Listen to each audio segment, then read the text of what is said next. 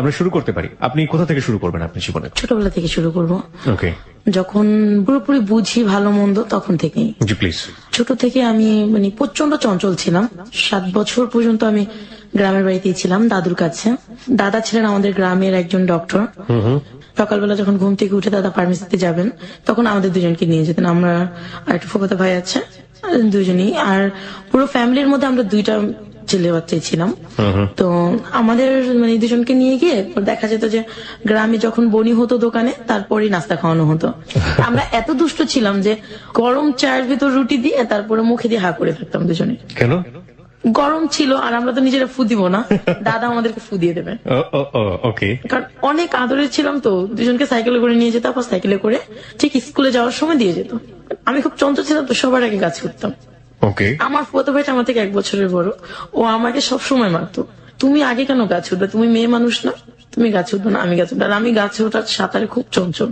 তো যখন আমরা স্কুলে পড়তাম, আমার দাদু কখনই আমার মাকে মেনে নিতে পারেনি, কারণ দুজনই চাস্তো ভাই বোন ছিল।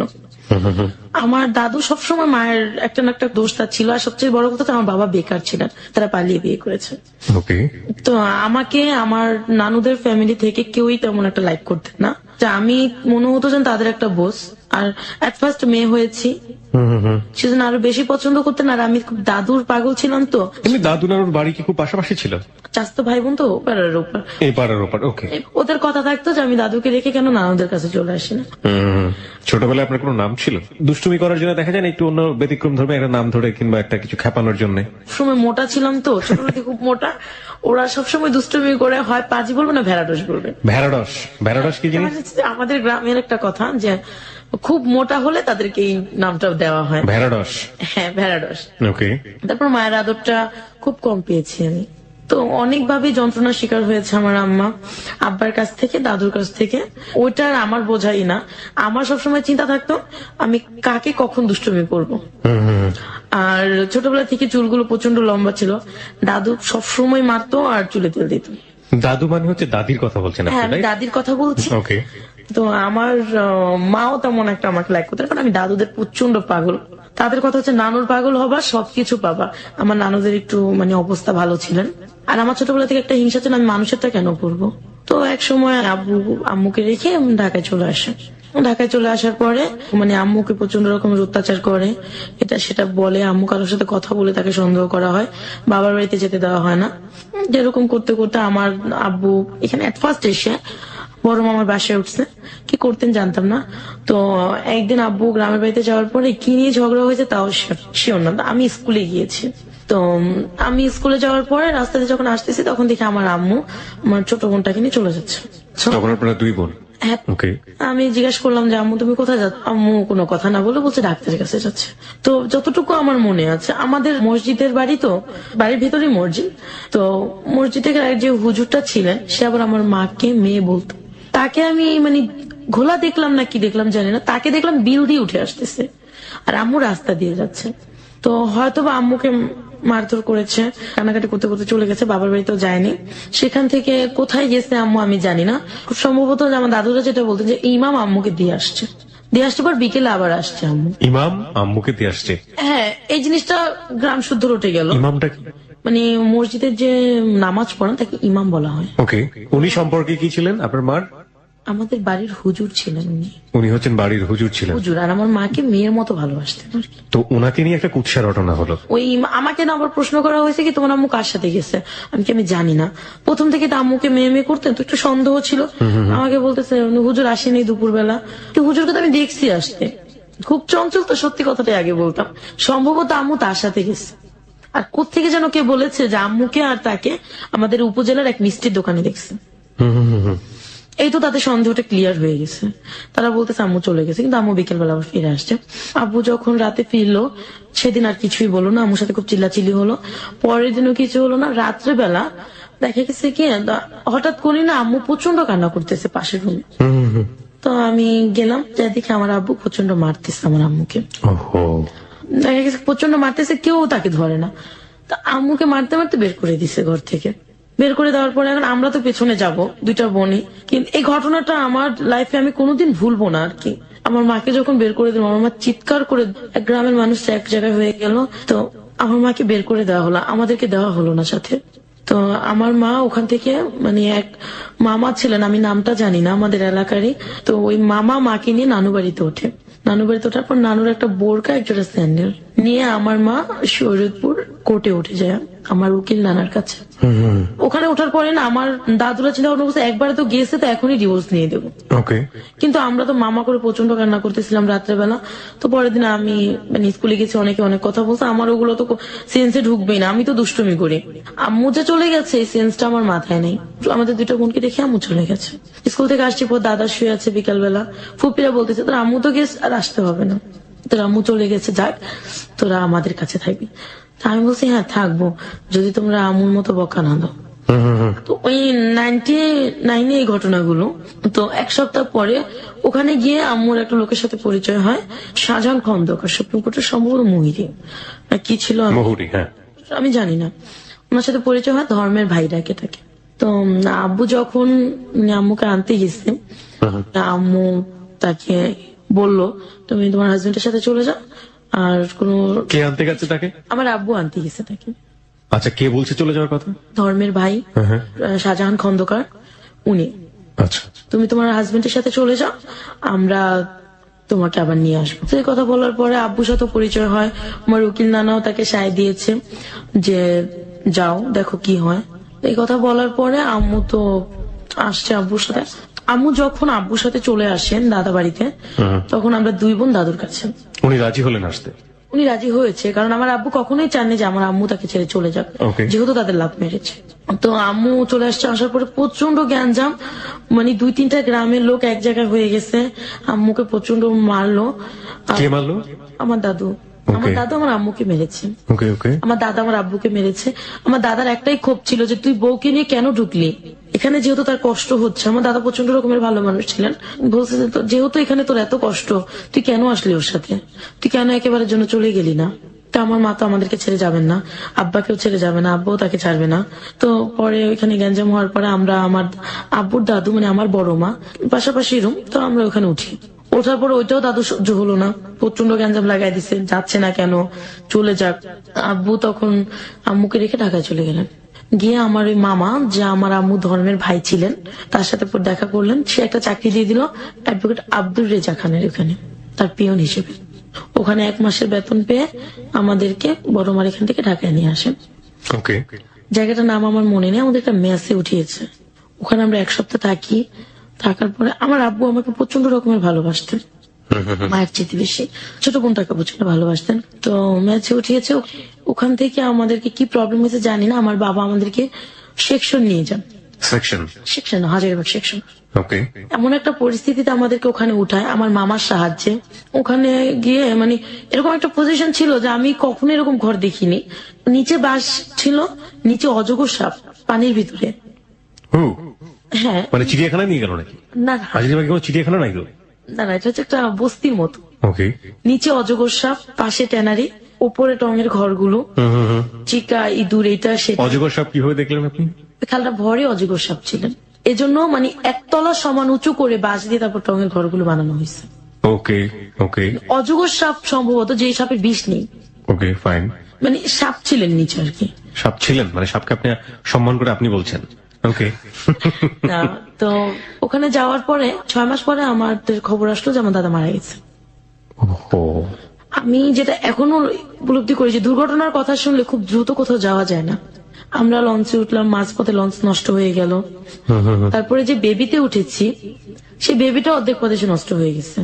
মানে অনেক কষ্টে অনেক কি করে আমাদের 2টা বোনকে নিয়ে বাবা মাকে নিয়ে বাড়িতে গেলেন। যাওয়ার পর দেখি প্রচন্ড সময় কান্নাকাটি করতেছে, আমার দাদু সেন্সলেস, ফুপুরা কান্নাকাটি করতেছে আমার মাকে ধরে, মাও প্রচন্ড কান্নাকাটি করতেছে, আশপাশের লোক। আমার দাদা মরার পরে এত লোক মনে হয় না আমি আজও দেখেছি। এত ভালো ডাক্তার ছিলেন, এত ভালো লোক ছিলেন সে। আমরা গ্রামে যাওয়ার পর দাদাকে মাটি দিয়ে আমার আব্বা 4 দিন 5 দিন চলে আসলেন। ঢাকায় আসার পর আমাকে স্কুলে ভর্তি করানো হয়, ওখানে লেখাপড়া করানো হয়। পরে আমার যে মামা ছিলেন ধর্মের মামাটা, উনি ঢাকা কামরাঙ্গীরচরে বাড়ি করলেন। ধর্মের মামা মানে ঠিক বুঝলাম না। ধর্মের মামা মানে হচ্ছে যে শরীয়তপুর গিয়ে যার সাথে মানে অ্যাডভোকেট শাহজাহান খন্দকার, উনি আমার মায়ের ধর্মের ভাই ছিলেন। যখন আমার বাবার সাথে ঝগড়া করে চলে গেলেন, তখন তার সাথে পরিচয় হয় ওখানে কোর্টে। তো সেই হিসেবে ধর্মের ভাই। তার মানে তার সাথে পূর্ব পরিচয় ছিল না, কোর্টে গিয়ে পরিচয়? কোর্টে গিয়ে যখন আমার মা চলে গেলেন, বাবা আনতে গেলেন, তখন পরিচয় হয়েছে। ওকে। তো ওখানে মানে আমার মামা বাড়ি করলেন কামরাঙ্গীচর, ওখানে চলে আসলাম। ওখানে চলে আসার পরে আমি একটা স্কুলে ভর্তি হলাম, তখন আমি ক্লাস 3-তে পড়ি। স্কুলে ভর্তি হওয়ার পর ওখান থেকে আমাদের মানে আব্বুর অবস্থা আগে থেকে অনেক ভালো হয়েছে। মানে এখন আমার মায়ের ঘরে মনে হয় যে শান্তি। এক সময়টা আমার আব্বুর এতটুকু বদভ্যাস হয়ে গেল যে আমার আব্বু বাজে নেশায় চলে যেতে থাকলো। 2002-3 আব্দুল রাজ্জাক খান মারা গেলেন। মানে আপনার ধর্মের? না, আমার আব্বু যে অফিসে জব করতেন সেই মালিকটা মারা যাওয়ার পর আমার আব্বু জবটাও চলে গেছে। তো সেখানে আব্বু একটু ঘাবলা করে, অনেকগুলো টাকা তাদের মেরে দিয়েছে। এটা আপনি জানলেন কিভাবে? এটা আমরা তখনই জানতে পেরেছি যে অফিস থেকে বাসায় পুলিশ পাঠানো হয়। তো আমরা তো আগে থেকে এটা শিওর যে আসবে তাকে নেওয়ার জন্য। আপনারা আগে থেকে শিওর ছিলেন যে বাসায় পুলিশ আসবে? হ্যাঁ, আমরা প্রথমে যখন সে মারা গেছে তার 3 দিন পর আমরা জানতে পেরেছি আব্বা টাকা নিয়ে ঘাবলা করেছে। কিরকম? সেটা হচ্ছে যে অনেকগুলো টাকা তাদেরকে কারেন্ট বিল, গ্যাস বিল দিতে দেওয়া হয়েছিল আব্বুকে। খুব বিশ্বাস করতেন তো, কিন্তু আব্বু সেটা দেয়নি। আচ্ছা। না দিয়ে সে ঘরে বা টাকাগুলো কি করেছে আমি জানি না। এই খবরটা আপনি কিভাবে পেলেন? আমার মামাকে সেখান থেকে, তার 2টা ছেলে ছিল, আব্দুর রেজ্জাক খান অ্যাডভোকেট, তার ছেলেরা খবর পাঠিয়েছে আমার মামার কাছে। আপনার ধর্মের মামার কাছে? ধর্মের মামার কাছে খবর। ওই মামার বাড়িতেই কি আপনারা থাকতেন? আমরা ওই মামার বাড়িতেই থাকতাম। তো ওনাকে ধরে নিয়ে যাবে, তো মামা অনেক কষ্ট করে অনেক কিছু করে এটা কন্ট্রোল করলেন। পুলিশ চলে গেলেন, তাকে আর নেওয়া হলো না। কি পরিমাণ টাকা আইডিয়া ছিল? প্রায় 60,000 টাকার মতো। 60,000 টাকার মতো? পুলিশ আসলো বাসায়? তারপর? পুলিশ আসার পরে মা পুলিশদেরকে বুঝালেন, তারপরে ওই অফিসে ফোন দিলেন, তাদেরকে বোঝালেন যে এটা আমরা দিয়ে দেবো। আমি যে মামা আবার একটা তাদের কাছ থেকে একটা অনেক মানে বেশি পরিমাণ হয়তো টাকাটা পেতেন একটা চেকে, বলছে আমার এই চেকটা থেকে কেটে রাখবেন। তো সে আমাদের জন্য অনেক স্যাক্রিফাইস করেছেন। তো আমাদেরকে এখানে মানে কামরাঙ্গীচর নিয়ে ক্লাস 3-তে ভর্তি করে দেওয়া হলো। 3 গেল, 4 গেল, ক্লাস 5-এ যখন পড়ি তখন আমি দেখতে শুনতে বেশ বড় হয়ে গেছি। ওকে। স্বাস্থ্য ভালো, মানে আমি বেশ বড় হয়ে গেছি। বড় হয়ে যাওয়ার পর সবারই চোখে পড়ে আমাকে। তখন থেকে একটা বিয়ের প্রপোজাল আসলো, আসতে থাকে। তো আমার বাবা রাজি না, ছোট মেয়ে কি বিয়ে দেবো কি। তো একদিন আমি মানে ঘরে যখন মানে বসে আছি বা টিভি দেখতেছি, মা নেই, মা হচ্ছে মামির কাছে, আমার এই ধর্মের যে মামা তার ওয়াইফের কাছে। আমার ধর্মের মামার 2টা মেয়ে, একটা ছেলে, সবাই প্রাপ্তবয়স্ক। তো আমার মামা একদিন হঠাৎ করে এসে আমার পাশে বসে আমাকে ধরে বলতেছে, মামনি তুমি কি করো। মানে তার চাওয়ার ভঙ্গিমাটা আর আমাকে ধরার ভঙ্গিমাটা একটু অন্যরকম ছিল। আমার মামা আমার রুমে এসে যখন আমাকে ধরলেন, এটা আমার কাছে ভালো লাগেনি। আগের আদরটা আর ওই দিনের আদরটা আমার কাছে মানে অস্বাভাবিক লেগেছে। তো আমি ওখান থেকে উঠে চলে আসার পর আমি মায়ের কাছে চলে গেছি, আবার আমাকে ডাক দিচ্ছেন, তা আমি যাইনি। 2-1 দিন পরে সে আবারও ঠিক একই রকমের ব্যবহার আমার সাথে করছে। কি বলবো এখন, মামা বাবা সমান, কিছু বলতে পারতেছি না। আমার মতো করে আমি প্রায় মাস 3 ওনাকে এভাবে এড়িয়ে গেছি। আপনি তো বুঝতে পারছিলেন যে আচরণটা অস্বাভাবিক একটা আচরণ, যেটা আপনাকে মানসিকভাবে পীড়া দিচ্ছে। আপনি কারোর সাথে শেয়ার করেননি ব্যাপারটা? শেয়ার করার মতো আমি তখন এরকমটাই করিনি যে মামা মানে আমার সাথে এরকম করতে। আমি ভাবতে পারি হয়তো বা মাঝে এরকম করেছে, আমি একটু বললে মামা হয়তো শুধরে যাবে। আপনি বলেছেন মামাকে 3 মাসের মধ্যে? মামা আপনি এরকম কেন করেন, একটু ভদ্রভাবে আচরণ করেন, বা বেশি কিছু বলতে পারতাম না। তো ওটা বললে উনি কি বলতো? এইটা কোনো ব্যাপার না, তুই তার আমার রক্তের না। তো তখন আমি কথাটা এরকম ভাবে বুঝতাম না। ক্লাস 5-এ ফাইনাল পরীক্ষা দিচ্ছি। ফাইনাল পরীক্ষা দেওয়ার পর আমি বেশ কিছুদিন ছুটিতে ছিলাম, তো আমরা গ্রামের বাড়িতে বেড়াতে গেছি। আমি এখানে একটু ফিরে আসবেন নিশ্চয়ই, আপনার জীবনের গল্পে আমি যাবো, তবে তার আগে বারবারই বলি হ্যালো উইথ 920-তে চাইল্ড সেক্সুয়াল অ্যাবিউজ বলে একটা ব্যাপার আছে, আপনারা নিশ্চয়ই জানেন। এগুলোর স্ট্যাটিস্টিক্স যদি আপনি দেখেন সেগুলো রীতিমতো ভয়াবহ। হিউজ অ্যামাউন্ট অফ পার্সেন্টেজ এই ধরনের হ্যারাসমেন্টের শিকার হয়। বিশেষ করে শিশু যারা আছে তাদের ব্যাপারে সতর্ক থাকুন, এবং একই সাথে যারা শৈশবটা তো পার হয়ে এসছে, তারপরও আমি মনে করি যে যদি কখনো বন্ধুর দ্বারা হোক বা কখনো এরকম কোনো বড় মানুষের দ্বারা হোক বা যে কোনো ভাবেই হোক যেটা অস্বাভাবিক আচরণ মনে হবে, সেগুলো এসে পরিবারের অভিভাবক যারা রয়েছেন তাদের কাছে খুব সুন্দর করে বলে দেয়া, এবং এগুলো যে মানসিকভাবে কতটা বিকারগ্রস্ত করতে পারে পরবর্তীতে পার্সোনালিটি বিকাশে, এটার অনেক এক্সাম্পল কিন্তু দুনিয়াতে আছে। আমার মনে হয় প্লিজ আপনারা এই ব্যাপারটাতে সচেতন থাকবেন। ওকে। তো আমরা গ্রাম থেকে যখন ফিরে আসলাম, তো আইসে দেখি তার বাসায় একটা কাজের মেয়ে আছে, রুমা নামের একটা মেয়ে। ওর সাথে আমার খুব ভালো ফ্রেন্ডশিপ হয়ে গেল। তো ও মামাকে পছন্দ করতেন না, ও আমার বয়সী ছিলেন। মামাও দেখি যে তার মানে আচরণটা খুব ভয়াবহ হতে যাচ্ছে আপনার প্রতি, আমার প্রতি।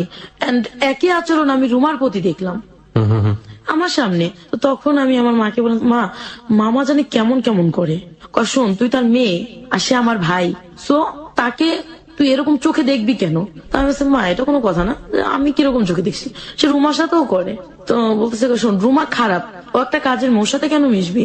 এই কথাটা বলে মা আমাকে স্টপ করে, যেহেতু মার কাছে আমি চান্স পাইনি আর বাবাকে তো প্রচন্ড ভয় পাই, বাবাকে তো বলা সম্ভবই না। তো হঠাৎ করে আমার আম্মা অসুস্থ হয়ে পড়লেন। তো আমার আব্বা তখন নতুন চাকরি পেলো একটা হাউজিং কোম্পানিতে। তো প্রথম মাসে সে 1 রুম ছেড়ে 2 রুমে উঠলেন, তারপর টিভি কিনতেছে। মানে আব্বার অবস্থা খুবই ভালো হচ্ছে। আর ছোটবেলা থেকে আমরা কোনো টিচার দিয়ে পড়িনি, ওই মামার 2টা মেয়ে ছিলেন, ওদের কাছেই লেখাপড়া করতাম। 6টার দিকে পড়তে গেলে রাত 9টায় ছাড়তো। ওকে। তো ওই টাইমে দেখা যায় কারেন্ট যাক আর যাই যাক, ওরা আমাদেরকে 2 বোনটাকে রেখে ওরা অন্য রুমে গিয়ে বসে থাকতো। তো আমি যখন ক্লাস 6-এ পড়তেছি, আম্মা অসুস্থ হয়ে যাওয়ার পরে আমার কাজিনটাকে দেখলাম যে ও আমাকে ডাক দেয় বা ও আমার দিকে তাকায়, ও আমাকে নিয়ে ঘুরতে যাবে, এটা কখনো করে নাই। আম্মা অসুস্থ হয়ে যাওয়ার পর থেকে, আম্মা যখন হসপিটালে 15 দিন ছিলেন, তখন থেকে ওই কাজটা করতেছে। কাজিন বলতে? আমার ওই মামার বড় ছেলেটা, কি নাম তখন ছিল? ওর বয়স ছিল 25, নাম হচ্ছে শাহিন। ওকে। সে মোর বাবার ক্যাটাগরি, বাবা যা করেছে ও তাই করতেছে। তো তখন আমি বলছি যে কি ব্যাপার, আপনি এরকম করেন কেন? আর এরকম ব্যবহার কেউ কারোর সাথে করে নাকি? আমি আপনার বোনের মতো, আপন তো না। ওরা একই রকমের কমেন্ট আসলো যে আপন তো না, রক্তের না। সবই যদি বোন হয় তাহলে বউ হবে কে, প্রেমিকা হবে কে? ঠিক কিছুদিন পর ওর বাবাকে যখন আমি বললাম যে আপনার মেয়ের মতো আমি, আপনি কেন এমন করেন, তখন উনি বললো যে সবই যদি মেয়ে হয় তাহলে লাভার হবে কে? বাপ বেটা দুজনের কথা দেখলাম যে আমি একই রকম, ওরা এরকম করতো। ফাইনাল পরীক্ষা দিলাম, 7-এ উঠলাম, এরকম করতে করতে 7-এও কিছুদিন 6 মাস পার হলো, বয়স হয়ে যাচ্ছে আমার একটা বুঝ হচ্ছে। মামার কথা যেহেতু বলে আমি মার কাছে কোনো কিছু করতে পারিনি, তখন ভাইয়ারটা আমি বললাম। আমাকে আমার মা উত্তর দিল, তোর কি সমস্যা, তুই কখনো তোর মামার কথা বলিস, কখনো তোর ভাইয়ার কথা বলিস। তখনই আমার মা মানে টিভি ভালো হয়ে গেলেন, আমার প্রেগনেন্ট। টিভি ভালো হয়ে গেল মানে আপনার আমার টিভি হয়েছিল? হ্যাঁ, টিভি হয়েছিল। ওকে। তার বছর খানেক পরে আমার ভাই জন্ম নিল। দেখা যাচ্ছে যে মা বাবা চেঞ্জ হয়ে গেছে। তাদের চেঞ্জটা আমার মানে লক্ষ্য করলাম যে তারা এখন আর আমাকে আগের মতো আদর করে না। কিরকম? দেখা যাচ্ছে তোকে লেখাপড়া করতেছি, আম্মা ঘরে গল্প করতেছে মামির সাথে, কাজগুলো উনি লেখাপড়া বাদ দিয়ে আমাকে দিয়ে করাচ্ছে। এইভাবে মানে আস্তে আস্তে আমার লেখাপড়াটার ক্ষতি হতে যাচ্ছে। আর দেখতাম যে মানে বাবা আসলেই আমার নামে এক গাদা বিচার, আমি এটা করেছি, আমি ওইটা করেছি। তো এই জিনিসগুলো আমার কাছে ভালো লাগতো না।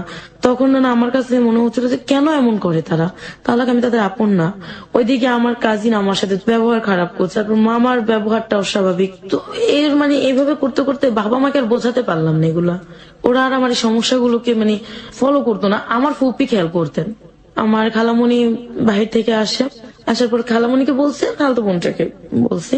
তাকে বলার কারণ এটাই হচ্ছিল যে আমার যে মানে ধর্মের মামা, তার ছেলের সাথে আমার বড় খালার মেয়ের বিয়ে দেবে। আর আমার ধর্মের এই মামাটা খুব লুবি ছিলেন, টাকা যেখানে আছে সে সেখানে আছে। আমার খালামণির তো অনেক টাকা পয়সা, বাইরে থাকে, আমার বোনটাও বাইরে থেকে লেখাপড়া করে আসছে। ওর বিয়ে ঠিক হচ্ছে, তখন আমি বলে ফেললাম যে আপু এরকম এরকম করে, মামাও করে। তখন বললো যে ঠিক আছে, এই কথাগুলো আমি আন্টিকে বলবো। আন্টি মানে? আমার মাকে। আপনার মা তো জানে আগে থেকে? আমার মা বিশ্বাস করতো না আর কি। হ্যাঁ, কিন্তু উনি বলবে? উনি বলবে। তো বলার পরে আমার মা আমাকে প্রচন্ড বকাঝকা করলেন। তো আপু আরেকটা ছেলেকে লাইক করতেন, সে লন্ডনে থাকে। তো এটা আপু আবার আমার আব্বুকে বললেন যে ওর উপর এরকম হচ্ছে, আপনারা কেউ কোনো প্রতিবাদ করতেছেন না। আমি বুঝলাম না আর কি, আমি তো আর ওকে বিয়ে করবো না, আমি অন্য একটা ছেলেকে পছন্দ করি। আর আপনারা যেভাবে উঠে পড়ে লেগেছেন আমার বিয়ের জন্য, আমি ওর মতো একটা ছেলেকে কেন বিয়ে করবো যে ঘর জামাই থাকতে চায়? তো যে কোনো কারণে এগুলো কথা কাটাকাটি হওয়ার পর বিয়েটা ভেঙে গেছে। আমি বলছি কথাটাও প্রকাশ হয়ে গেছে, আমার মা সবাইকে বলে দিছে। আমার মামার সেটা ভালো লাগেনি, আমার উপর সে প্রচন্ড বিরক্ত হওয়ার পরে সে আমাকে ডাইরেক্টলি প্রপোজাল করছে যে তুমি আমাকে সময় দেবে। তা আমি বলছি যে না, অসম্ভব। কিছুদিন পরে আমি যখন ক্লাস 8-এ উঠলাম, তখন আমার বাবা আমার বিয়ের জন্য খুব তোলপাড় হচ্ছে। ফুপি একটা বিয়ের প্রস্তাব আনলেন, কিন্তু বিয়ের প্রস্তাব আনার পরে আমি রাজি হইনি। আমার স্বপ্ন হচ্ছে আমি একটা ভালো ছেলেকে বিয়ে করব, তো আমি যাতে এই থেকে একটু ভালো পরিবেশে যেতে পারি। আর ছোটবেলা থেকে একটা ধারণা ছিল যে উপরের লেভেলের মানুষদের হয়তোবা ভালো চিন্তা ভাবনা থাকে, তারা একটু ভালো হয়। কারণ আমি পজিশনে থাকতে থাকতে আমি বিরক্ত হয়ে গেছিলাম, মনে হচ্ছে কবে বেরোতে পারবো এখান থেকে। তো বিয়ের প্রস্তাব আনার পরে আমার বাবা মা দুজনে বিয়েতে রাজি হয়ে গেলেন।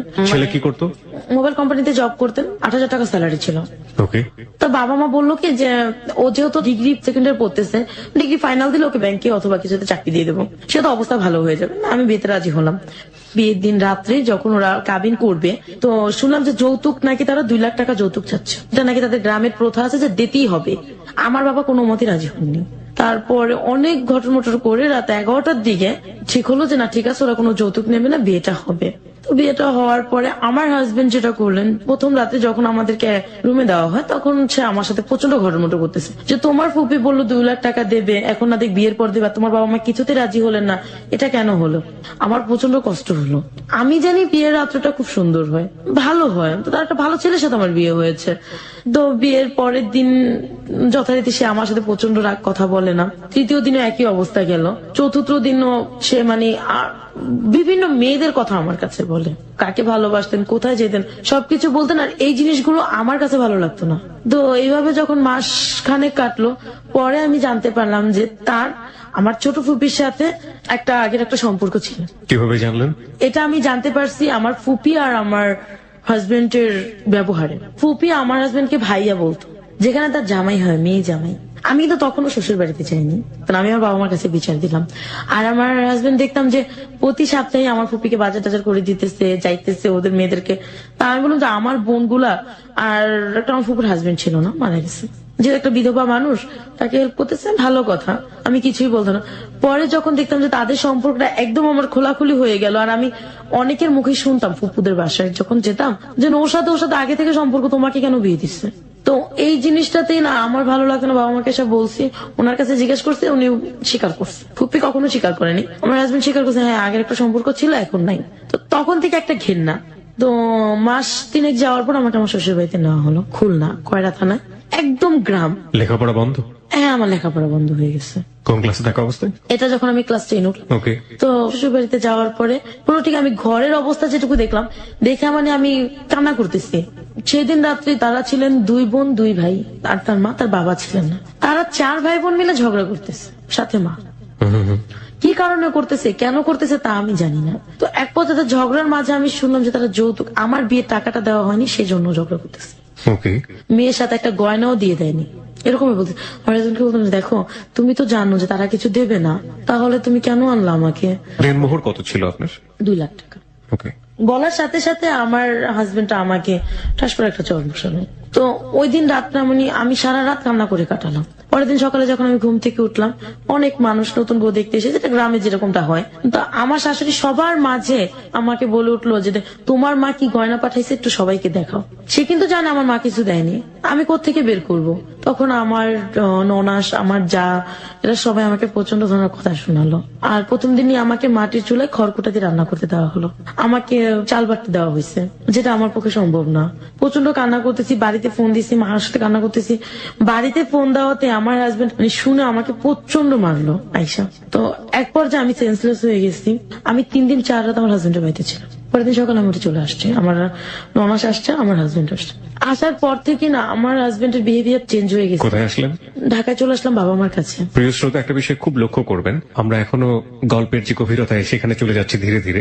এবং ওই সবসময় একটা কথা বলে থাকি যে ইভেন্ট ইউ ক্যান ইমাজিন, শেষ পর্যন্ত গল্পটা কোথায় গিয়ে থামবে। কারণ জীবন অদ্ভুত রকমের একটা বিষয়, এবং এই প্ল্যাটফর্মে এত বেশি নাটকীয়তা থাকে যে গল্প উপন্যাসের পাক সেখানে কিছুই না। শুধু একটা বিষয় লক্ষ্য করার মতো যে লাবণ্য যখন তার জীবনের গল্প বলা শুরু করেছে, তার শৈশবে একজন মানুষকে পেয়েছিলাম তার জীবনের জন্য পরিপূরক। পরিপূরক বলছি এই অর্থে, তার দাদা ছোটবেলায় তাকে নিয়ে যেতেন একটা ফার্মেসিতে, এবং সেখানে তার মজার কিছুটা সময়। এরপরে একটা মানুষও আমরা এখন পর্যন্ত পাইনি যে মানুষটার কাছে গিয়ে সে একটু ঠাঁই পেতে পারে, মনের কথা বলতে পারে, পরিবার থেকে শুরু করে চারপাশের সমস্ত কিছু।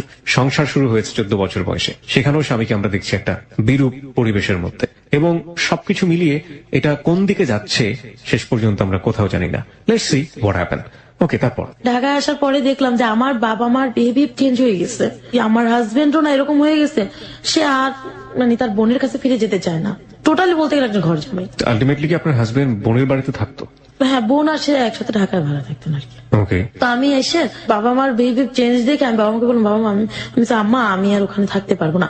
তো আমার মা আমাকে প্রশ্ন করলেন যে কি হয়েছে। আমি কিছুই হয়নি, আর নতুন বউ গিয়েছে, তার একটা শাড়িও নতুন বউকে দেয়নি। তো আমি শুনেছি যে গ্রামে দেশে শ্বশুর বাড়ি হলে নাকি অনেক কিছু দেয়, আমি সেগুলো কিছুই আমার ভাগ্যে জোটেনি। আমার বাবা মাকে যখন আমি বললাম, আমার বাবা মা কোনো রেসপন্স করলো না। শুধু আমার বাবা একটা কথাই বললো যে তোমাকে আমি বাঘের মুখে দিলেও দিয়েছি, কুমিরের মুখে দিলেও দিয়েছি, তোমার যদি আসতে হয় তাহলে তুমি সাদা কাপড়ের কাপড় পরে আসবা, আমরা তো তুমি কোনোদিন এই বাড়িতে এসব কমপ্লেন নিয়ে আসবে না। এ কথা বলার পর আমি খুব কষ্ট পেয়েছি। যে যেই বাবা আমাকে এত ভালোবাসতেন সেই বাবা কেন আজ আমাকে এই কথা বললেন। বাবাও আস্তে আস্তে তার জবটাও চলে যাচ্ছে, ছেড়ে দিচ্ছে, সেখানেও সে টাকার খাবলা করেছে। আর তার নেচারটা এরকম ছিল যে সে একজনের সাথে আরেকজনকে ঝগড়া বাঁধাই দেবে। আমাকে যখন এই কথাটা বললো তখন আমি হাজবেন্ডকে বললাম যে আমি এখানে থাকবো না, জাস্ট এইভাবে কেন থাকবি না। তো আমি বললাম যে আমি আপার বাসায় চলে যাই, ওখানে গিয়ে থাকি আমরা। বললো ঠিক আছে চল। ওখানে যাওয়ার পরে আমার ফুপিকে আমি সবকিছু জানালাম। ফুপি থাকতেন 3 তলায়, তার আমার ননাস আর আমার হাজবেন্ড থাকতেন 2 তলায়। ফুপিকে সবকিছু জানানোর পরে ফুপি খুব কষ্ট পেলেন। ফুপি তো আপনার বিয়ের ঘটক ছিলেন। হ্যাঁ। আচ্ছা, আপনার হাজবেন্ডের নাম? ইনসান। ইনসান, হ্যাঁ। ফুপি বললো যে ঠিক আছে, ও যে এরকম হবে সেটা তো আমি ভাবতে পারি নাই। তো আমি বলছি যে সমস্যা নাই, আমি তো তোমার কাছে চলে আসলাম। মানে আমি সব কোনো ঘটনাকে একদম ম্যানেজ করে ফেললাম। তোমার কাছে চলে আসছি, এখন তোমার কাছে থাকবো। আর ফুপি একটা নতুন চাকরি পেয়েছিল ব্যাংকে। তুমি তো ব্যাংকে চলে যাও সকালবেলা। তা আমি সকালবেলা ওদেরকে নিয়ে, 2টা বোন ছিল আমার ফুফাতো, ছোট ছোট, ওদেরকে নিয়ে থাকবো। আর ইনসানও তো রাত্রে আসে, সমস্যা হবে না আমার, আমি এখানেই থাকবো। ঠিক আছে ফাইন। তো আমার ননাস গার্মেন্টসে চাকরি করতেন, 2টার দিকে তার লাঞ্চ টাইম ছিল। আমি না ওই সবার সাথে চুলো ছিল তো আমি রান্না করতে পারিনি। ননাস যখন লাঞ্চ টাইমে আসলেন, আসার পর যখন রান্না হয়নি তখন আমাকে প্রচন্ড রকমের বকাবাদ্য করলো। সেটা আমার ফুপ্পির শাশুড়ি দেখছেন, দেখার পরে তার কাছে ভালো লাগেনি। বলতেছে যে এত ছোট বয়সে তোমাকে বিয়ে দিয়ে দিছে এরকম একটা মানুষের ঘরে, সেটা আমরা মানতে পারলাম না। 14 বছর বয়সে আপনার বিয়ে হয়েছিল? হ্যাঁ। তো আমার এরকম করে 3 দিন আমি থাকলাম। 3 দিন থাকার পর 4 দিনের দিন আমার হাজবেন্ড আমাকে প্রচন্ড মারধর করলেন। আমি আবার মায়ের বাড়িতে চলে আসি। মায়ের বাড়িতে আসার সময় যখন আমার হাজবেন্ড বললো তোর চাইতে তোর ফুপি ভালো ছিল, অন্তত তাকে তো বিয়ে না করতাম, তার সাথে একটা সময় কাটাতাম। এই কথাটাই আমি তখন আরো ক্লিয়ার হয়ে গেলাম যে আমার ফুপি আমার সাথে প্রতারণা করছে, আমার হাজবেন্ড আমার সাথে প্রতারণা করছে। তারা দুজন একটা রিলেশন আমাকে জড়ানো ঠিক। এই ফুপিটা কি ঘটকালি করেছিল বিয়েতে? ফুপিটাই ঘটকালি করেছে, এটাই আমার ছোট ফুপি। ওকে। যখন শিওর হয়ে গেলাম তখন বাবা মাকে এসে বললাম। বাবা মা আর আমাকে বাড়িতে দিলেন না, আমার হাজবেন্ডকে আর ওখানে আসতে দেননি। তুমি আসবে না, আমার মেয়ে আমাদের কাছে থাকবে। আর 1 সপ্তাহ পরে ফিরে দেখলাম যে বাবার অবস্থা আরো করুণ হয়ে যাচ্ছে, যে সে জুয়া খেলে। কিভাবে বুঝলেন? আমি যে রুমটাতে থাকতাম সেই রুমটাতে সে লোকজন নিয়ে টাকা নিয়ে দিয়ে তাস খেলতেন। যে রুমটাতে আপনি থাকতেন? ওকে। আমার কাছে খুব কষ্ট লাগলো। কষ্ট লাগার পর আমার হাজবেন্ড দিয়ে যে গেছে সে আর আমার খোঁজ খবর নেয়নি। এরকম করতে করতে আমাদের 6টা মাস কিন্তু কেটে গেছে বিয়ে। এই 6 মাসে সে একটা সুতা পরিমাণ জিনিস আমাকে দেয়নি। সে চলে যাওয়ার পরে দেখলাম যা বাবা জুয়া খেলতে খেলতে যা পুঁজি ছিল জমানো সবকিছু সে শেষ করে দিছে। আমার মামা এখন আমাদেরকে রাখবেন না, বের করে দেওয়ার পরে আমরা চলে আসলাম। ওখান থেকে একটু দূরে আসলাম, একই জায়গায়। তখন আপনি ফ্যামিলির সাথে? আমি তখন ফ্যামিলির সাথে হাজবেন্ডের ঘর ছেড়ে চলে আসছি। সহ্য করার মতো ক্ষমতা আমার ছিল না। তারপর আমরা যে বাসাতে যাই, ওইখানে যাওয়ার পর সে আরো নিঃস্ব হয়ে গেছে। বাবার মানে পুরোপুরি নিঃস্ব হয়ে গেছে, নুন আনতে পান্তা ফেলে যেরকম ওইরকম একটা অবস্থা হয়ে গেছে। সে আমাদের মুখে ভাত জোটার মতো কিছু নেই। ওইদিকে আমার হাজবেন্ড এসে ঘাড়ে জুটছে। মানে 1 সপ্তাহ থাকার পর আমি এমন ঝগড়া লাগিয়ে দিল আমাদের মধ্যে, সে আমাকে প্রচন্ড মারধর করলো। আপনার বাড়িতে বসেই মারধর করলো? হ্যাঁ, আমার বাড়িতে, আমার বাবা মার বাড়িতে মারধর করার পরে আমি অসুস্থ হয়ে পড়লাম। অসুস্থ হয়ে পড়ার পর আমি যখন হসপিটালে গেছি চিকিৎসার জন্য, সে আমাকে হসপিটালে নিয়ে যায়। চিকিৎসা করার জন্য গেছি, সেখানে আমাকে জানানো হলো আমি প্রেগনেন্ট। রিপোর্ট আসলো যে আমি প্রেগনেন্ট। আচ্ছা আচ্ছা। তো ওই রিপোর্টটা পরের দিন আমি আনতে গিয়েছিলাম। আমি এনে আমার ছোট কাকিমাকে দেখিয়েছি। ছোট কাকিমা বললো যে এটা তো খুশির খবর, তুমি একটা কাজ করো, তোমার হাজবেন্ডকে দাও, তোমার বাবা মাকে দাও। তা আমি আবার বাবা মাকে দেওয়ার আগে আমি আমার হাজবেন্ডকে দিয়েছি। আমার হাজবেন্ড সে খবরটা শুনে প্রচন্ড খেপে গেছে যে এই সন্তান ওর না। ও কেন জানি বলতেছে এই সন্তান ওর না। তখন আমি বললাম যে দেখো, আমার বিয়ের আগে কারোর সাথে কোনো রিলেশন ছিল না, বিয়ের পরবর্তীতে আমার কারোর সাথে কোনো রিলেশন নেই, রিপোর্টে সাফ দেওয়া আছে আমি 1.5 মাসে প্রেগনেন্ট। তাহলে তুমি কেন এরকম বলছো? ঠিক আছে মানলাম এটা আমার সন্তান, তো তোকে তো আমি বলেছিলাম যে তুই 2 বছর পরে সন্তান নিবি। দেখো এটা আমার হয়তোবা ভুল হয়ে গেছে। এটা আপনার ভুল বলছেন, রাইট? আপনার কি ধরনের ভুল হয়ে গেছে? মানে হয়তোবা যে আমাদের যে কোনো ধরনের একটা ভুল হতে পারে। This is the important thing. আমি এটা কেন আপনাকে জিজ্ঞেস করছি, এগুলো most common case in the family. Okay, that's why. আপনি আমাকে একটু বলবেন যে আপনার 14 বছর বয়সে বিয়ে হয়েছে। একটা মানুষের বিয়ে হওয়ার পরে স্বামী স্ত্রী সম্পর্কের কিছু বেসিক নলেজ দরকার হয়। সেই নলেজের ব্যাপারে আপনাকে কেউ কখনো হেল্প করেছে? আপনার মা আপনাকে এই বিষয়ে কোনো জ্ঞান দিয়েছে, কিংবা আপনার আত্মীয় যারা আছে, কিংবা শ্বশুর বাড়ির কেউ আছে, কিংবা আপনার হাজবেন্ড? আমাকে এরকম সাপোর্ট কেউ দেয়নি। কেউ কখনো আপনাকে বিষয়ে কোনো কিছু বলেনি? সাপোর্ট কেউ দেয়নি। বরঞ্চ আমি যদি কোনো প্রবলেম হতো যে মাকে বলতাম, আমার মা আমাকে কখনোই ভালো একটা সাজেশন দিত না। ওকে, কখনোই দিত না। আর তো বাবাকে বিষয়টা তো সম্পর্কে আপনি বলাই কিছু যায় না। আমি কিছুই জানি না, এটা কিছুই জানেন না। হুট এক, করে- 2 নম্বর হচ্ছে আপনার হাজবেন্ড আপনাকে বলেছে যাতে কোনো বেবি না আসে, এটার জন্য কোনো প্রিভেন্টিভ মেথড কি আপনারা দুজনে মিলে নিয়েছিলেন? হ্যাঁ, আমাকে এটার জন্য ব্যবস্থা মানে নেওয়া হয়েছিল যে আচ্ছা। আমার হয়তো বা কোথাও মানে আমি একটু মন ভোলা ছিলাম, হ্যাঁ। মানে বিয়ের পর আমার দুষ্টুমিটা মানে কিছুটা হলো রয়ে গেছে, ওকে মনে থাকতো না আমার এটা। ওকে। আমি ভাবতাম যে হয়তো বা ওখান থেকে কোনো প্রবলেম হয়ে গেছে। আমার হাজবেন্ড প্রচন্ড চিল্লাচিল্লি করতেছিল, তার কখনো মুখের উপর কথা বলিনি। তখন বলছিলাম যে দেখো, তুমি তো এটা নিয়ে অতিরিক্ত বাড়াবাড়ি করতেছো। আর বাবা মা যেহেতু মানে শুনলে বাড়াবাড়ি করবে না, তোমার এটা নিয়ে বাড়াবাড়ি করার কোনো প্রয়োজনই পড়ে না।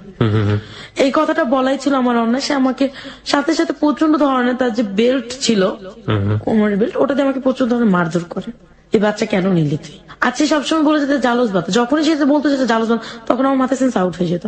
এই কথা কেন বলবে সে? আমার স্বামী একজন, তাহলে সে কেন এই কথাটা বলবে? তো এটা নিয়ে বলার পরে আমি সেই দিন রাত্রে আমার মাকে জানাই। জানার পর মাকে বললাম যে মা এরকম বলছো, ও তো এমনিতেই খারাপ।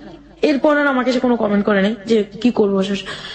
পরের মানে দিন জামাইকে সকালে- বলছে যে ও তো এমনিতেই খারাপ। হ্যাঁ, ও তো এমনিতেই খারাপ, তো কমেন্ট করে না। আমিও পরের দিন সকালবেলা ভালো মতো, ও অফিস চলে গেছে, রাত্রে ফিরেও দেখে যে আমি বাসায় না, পাশের রুমে ছিল, মানে প্রতিবেশীর ঘরে। ও ভাবছে আমি যেন কোথায় গেছি। তো মাও দেখে না যে আমি প্রতিবেশীর ঘরে। তো ও আয়সা কি বলছে আমি জানি না আমার বাবার কাছে, বাবাকে দোকান থেকে ডেকে নিয়ে আসছে, জানি না কি বলছে। বাবা প্রচন্ড ধরনের মারধর করছে এসে আমাকে। আমি কেন ভুল করলাম এই সে, তখন আমার নিজের কাছে একটু লজ্জা লাগলো যে আমি প্রেগনেন্ট, বাবা বলছে ভুল করতেছি, কেন বলতেছি এই কথাটা। তো পরে আমি আর কোনো কথা বললাম না। তো প্রচন্ড মারধর করার পরে আমার বাবা আমার তলপেটে একটা লাথি মেরেছে। তখন মানে আমি প্রচন্ড ধরনের মানে একদম অসুস্থ হয়ে পড়ে মায়ের ওপর পড়তে যাওয়ার সময় মা সরে গেছে। মা সরে যাওয়ার পর আমি যে লোহার যে সোফা থাকে, সোফার উপর পড়ে গেছি।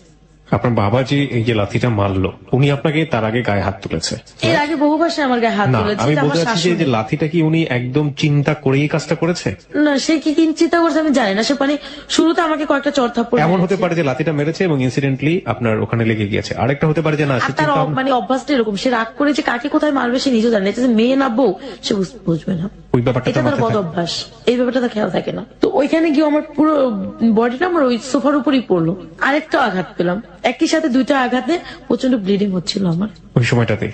ওই সময়টাতে। আমার মা ওটা কোনো খেয়াল করে নাই, আমার মা চলে গেছে আমাকে রেখে।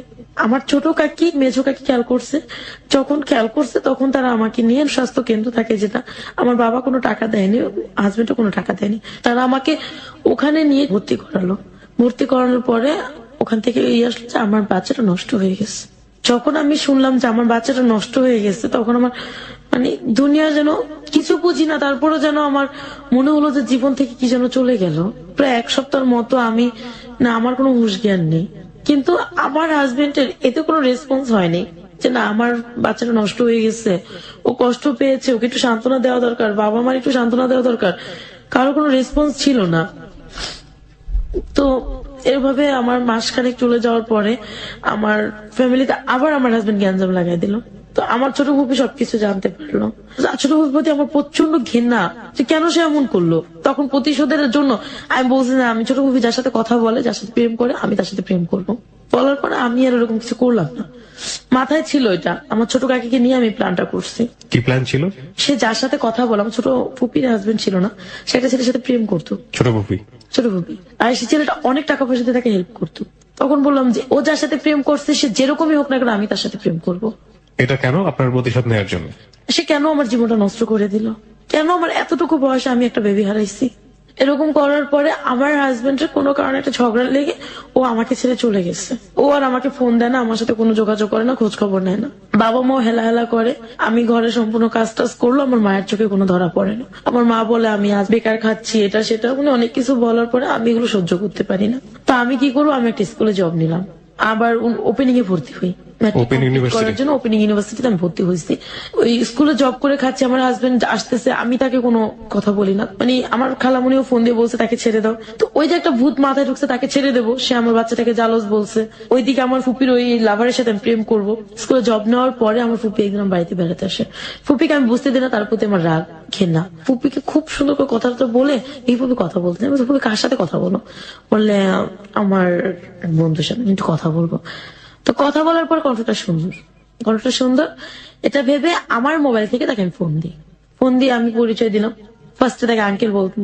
তো তার সাথে মানে কথা বলতে বলতে দেখা যায় আমার হাজবেন্ড আর আমার কাছে আসে না, আত্মীয় স্বজন কেমন জানি দূরে দূরে চলে যাচ্ছে, আমার ফুপিও দূরে দূরে চলে যাচ্ছে।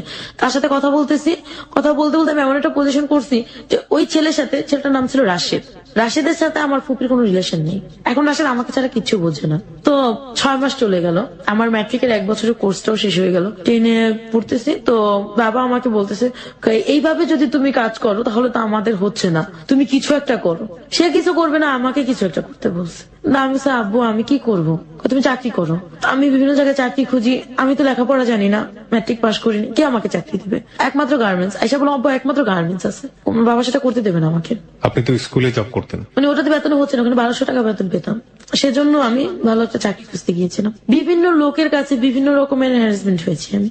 কেউ আমাকে মানে বিভিন্ন নোংরা নোংরা প্রস্তাব দিয়েছে, কেউ বন্ধুত্ব করতে চেয়েছে, কেউ বলেছে হ্যাঁ চাকরি দেবো, বিনিময়ে সময় দিতে হবে। পরে আমি, আমার হাজবেন্ড ওইদিকে আমাকে ফোন দিতেছে, বিরক্ত করতেছে। শেষে আমি গ্রামের, আমাদের যে গ্রাম সরকার থাকে তার কাছে আমি বিচার জানিয়েছি, যেরকম আমাকে মারধর করে চলে গেছে, আমার বাচ্চাটা নষ্ট হয়ে গেছে, আমি ওর ঘর করব না। ওইদিকে আমি রাশেদকে প্রশ্ন করলাম যে রাশেদ, আমি তো, আমার হাজবেন্ড আমাকে নিতে আসতে বিচার বসেছে, আমি কি করব? তোমার যা খুশি তাই করো। তো এই ঝামেলাগুলোর সাথে বিচারে ওর কথা হলো যে না আমি আর সংসার করবো না। 3 মাস সময় দেওয়া হলো, যদি আমার মন গলিয়ে নিতে পারে তাহলে ওকে নেবে বা আমি ওর ঘরে যেতে পারি। তো এইভাবে করতে করতে আমার ম্যাট্রিক কমপ্লিট করলাম। আমি হাজবেন্ডের সাথে আমার ডিভোর্স হয়ে গেল, আমি নিজে ডিভোর্স দিয়ে দিলাম। আমিও মানে প্রচন্ড ভালোবেসে ফেলছি রাশেদকে, ওকে ছাড়া এখন আমি কিছুই বুঝি না। রাশেদ আলটিমেটলি আপনার ফুপির লাভার ছিল। সে ফুপিকে ভুলে গেছে, সে আমাকে ছাড়া কিছু বোঝে না, আমি তাকে ছাড়া কিছু বুঝি না। ফুপি এই জিনিসটা আন্দাজ করতে পারছে। তারপরে ফুপিদের সাথে আমাদের সাথে প্রচন্ড একটা গ্যাঞ্জাম হয়, ফুপি আমাদের যোগাযোগ করে না, আমরাও ফুপির সাথে যোগাযোগ করি না। আর বাবা প্রচন্ড সংসার থেকে চাপ দিতেছে, অনেক কিছু বলার পরে, চাপ সৃষ্টি করার পরে আমি কোথাও কোনো চাকরি পাচ্ছিলাম না। একদিন দেখলাম ঘরে কোনো চাল নাই, ভাই বোন গুলো না খেয়ে আছে। তো আমি আমার এক ফ্রেন্ডকে জানালাম, ওকে আমি বললাম যে দেখো আমার তো ঘরে কোনো চাল নেই, তুমি আমাকে 1000 টাকা ধার দাও, আমি তোমাকে বেতন পেয়ে দিয়ে দেবো আগামী মাসে।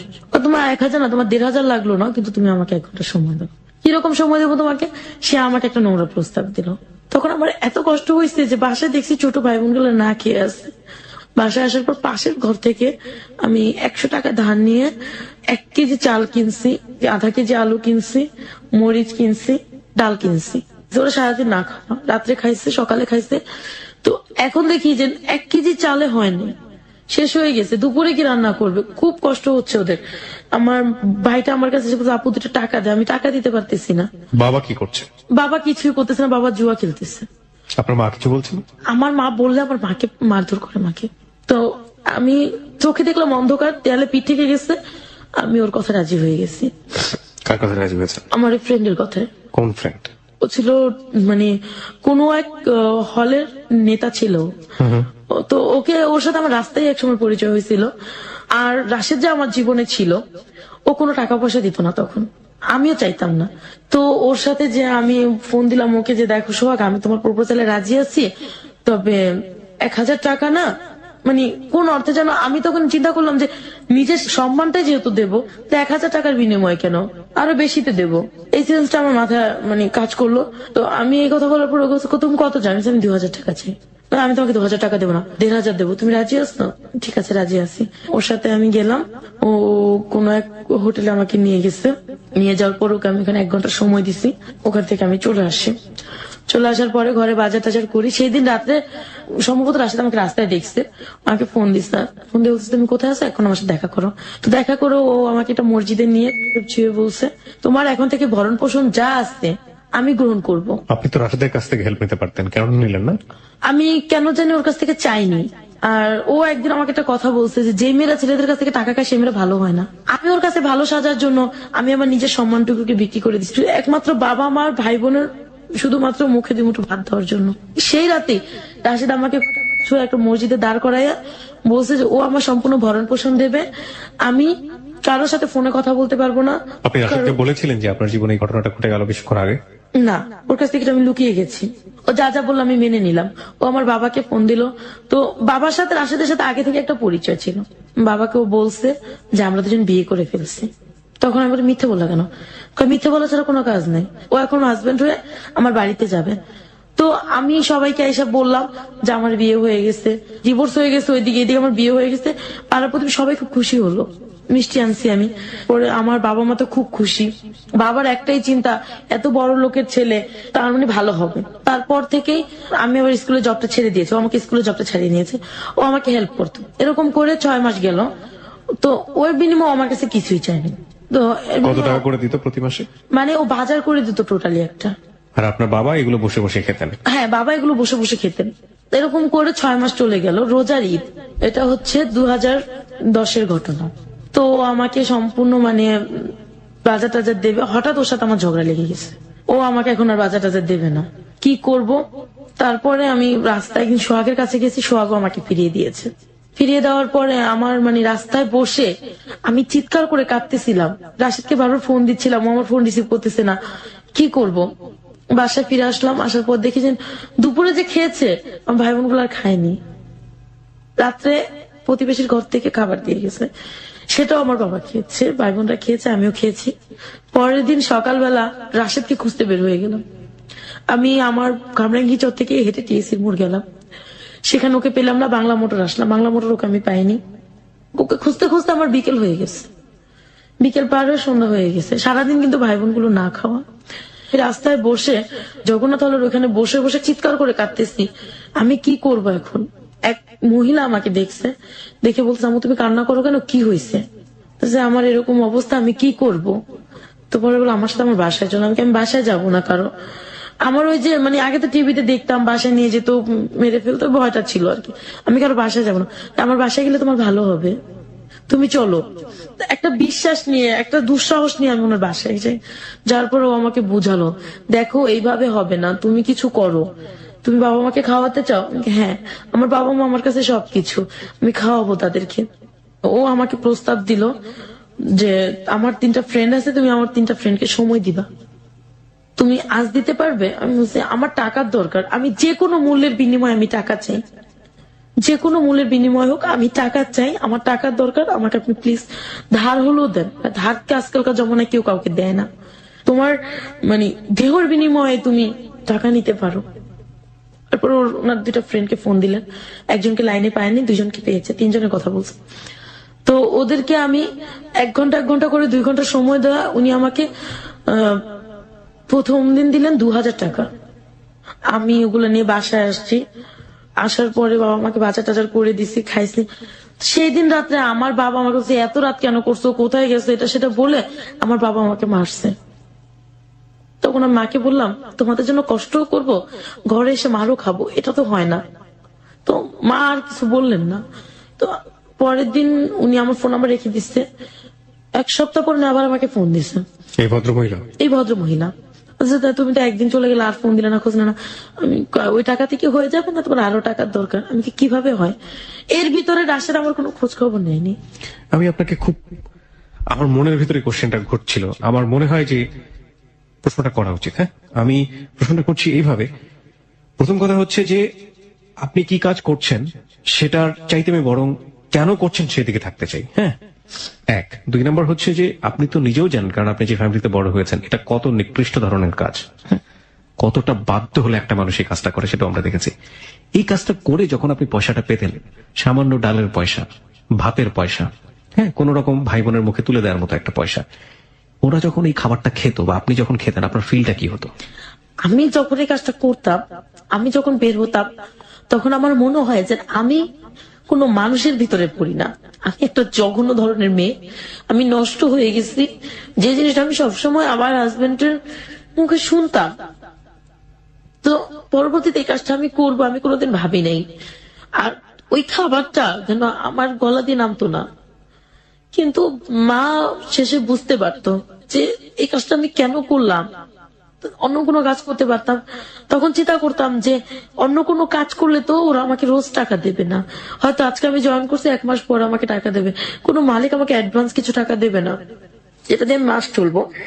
তো পরে দেখা যেত কি এরকম 1 সপ্তাহ করছি, 2 সপ্তাহ করছি, 3 সপ্তাহ করার পরে, মাসখানেক করার পরে না আমার কাছে কোনো খারাপ লাগতো না, কিন্তু ওই টাকার খাবারটা আমার গলা দিয়ে নামতো না। আর রাশেদকে তখন প্রচন্ড ঘেন্না হতো যে ও আমার কেন খোঁজ নেয় না, ও যদি খোঁজ দিত তাহলে আজকে আমার এরকম হতো না। এরকম করে রোজা চলে আসলো, আমি রোজার ভিতরে আমার বাবা মাকে এই কাজ করে ফুলফিল বাজার করে দিলাম।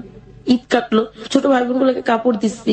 আমার ফুপু, ছোট ফুপু, আমার এত কষ্ট পেয়েছি তখন যে আমার ছোট ফুপু আমার মাকে দিচ্ছে, ছোট ফুপু আর বড় ফুপু মাকে দিছে, বাবাকে দিছে, ভাইকে দিছে, বোনকে দিছে। আমাকে একটা সুতা পরিমাণ জিনিস কেউ দেয়নি। যখন আমি দেখলাম যে ওরা আমাকে পছন্দ করে না, তখন আর ওদের প্রতি আমার কোনো মায়া থাকলো না।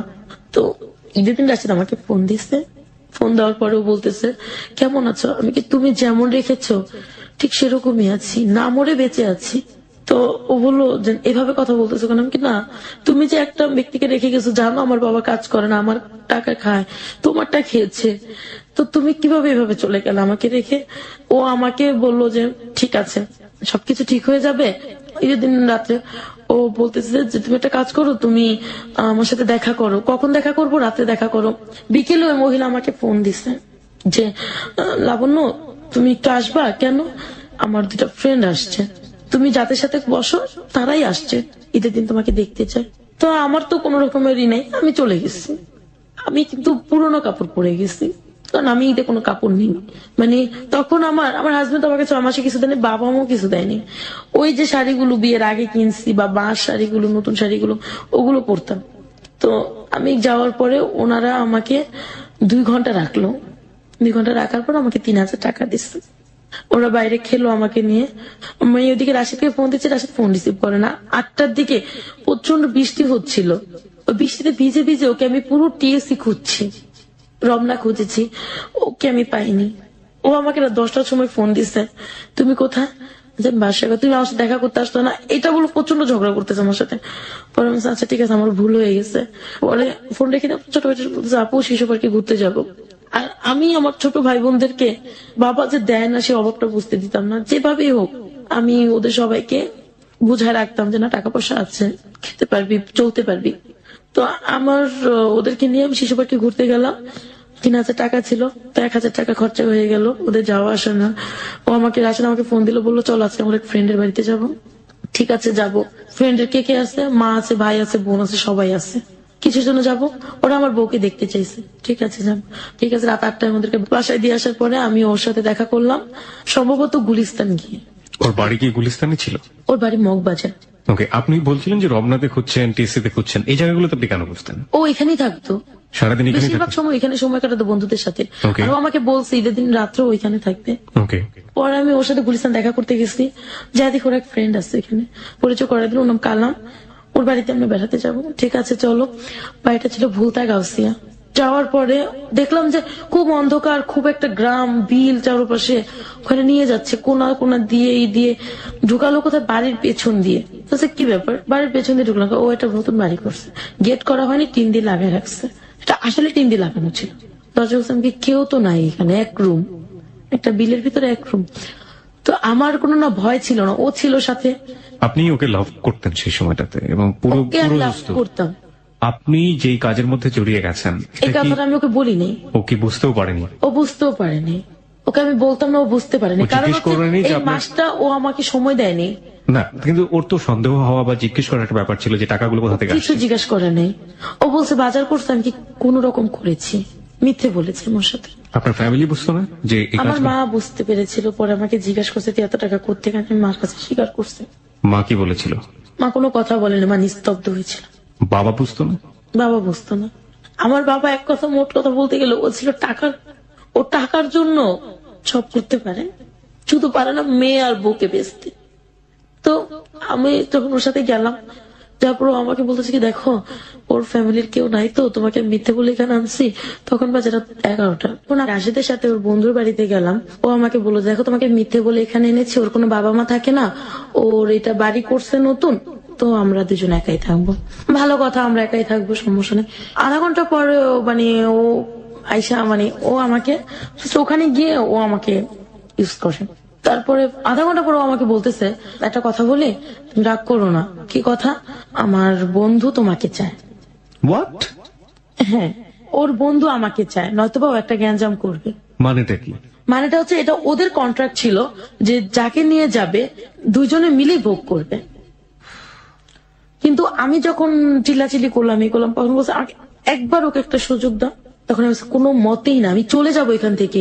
মোবাইলটা ধরে দেখি রাত 1টা বাজে, কিভাবে বের হবো, আমি কিন্তু চিনি না সেটা। তো পরে আমি ওখানে রইলাম। পরে ও আমাকে অনেক রিকোয়েস্ট করে, ও আমার মানে না যেন পা ধরছে এরকম রিকোয়েস্ট করে ওর বন্ধুকে কোনো, ও বাইরে চলে গেল, ওর বন্ধুকে পাঠিয়ে দিলাম।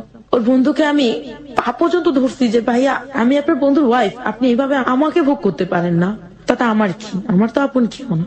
কোনো মতে যখন না শুনছে তখন মনটাকে একটা বুঝ দিছি যে যখন আমি ওই যে 2টা লোকের সাথে মেলামেশা করছি, ঠিক ওই মন মানসিকতা নিয়ে আমার ওর সাথে মেলামেশা করতে হবে, ওকে আপন ভাবলে চলবে না আমার। তো চলে গেল। আমি ওয়াশরুমে ঢুকে তখন চিৎকার করে কাঁদতেছিলাম যে আমি কাকে ভালোবাসলাম যে আমাকে অন্য পুরুষের হাতে তুলে দিল। তাহলে তো আমি নিজেই ঠিক ছিলাম, যে ওই লোকগুলো তো ভালো ছিল, যাদের সাথে আমি জঘন্য কাজটা করছি বা এই নোংরা কাজটা করেছি তারাই তো ভালো। তাহলে তো এই মানুষটাকে ভালোবেসে বিশ্বাস করে আমার কোনো লাভ নেই। তো তারপর ও মানে এরকম একটা ভেব করলো, ও আমাকে আয়সা জড়ায় ধরে প্রচন্ড কান্না করতে শুরু করলো, যেন সব ভুল ওর। ও আমার কাছে ক্ষমা চাইলো পা ধরে ওই রাতে। তো কেন জানে মনটা আমার আবার ঘুরে গেল। সকালবেলা আমরা দুজন চলে আসলাম। চলে আসার পরে ওকে আমি বললাম যে দেখো এরকম হলে আমি আর কখনোই তোমার সাথে কোথাও যাবো না।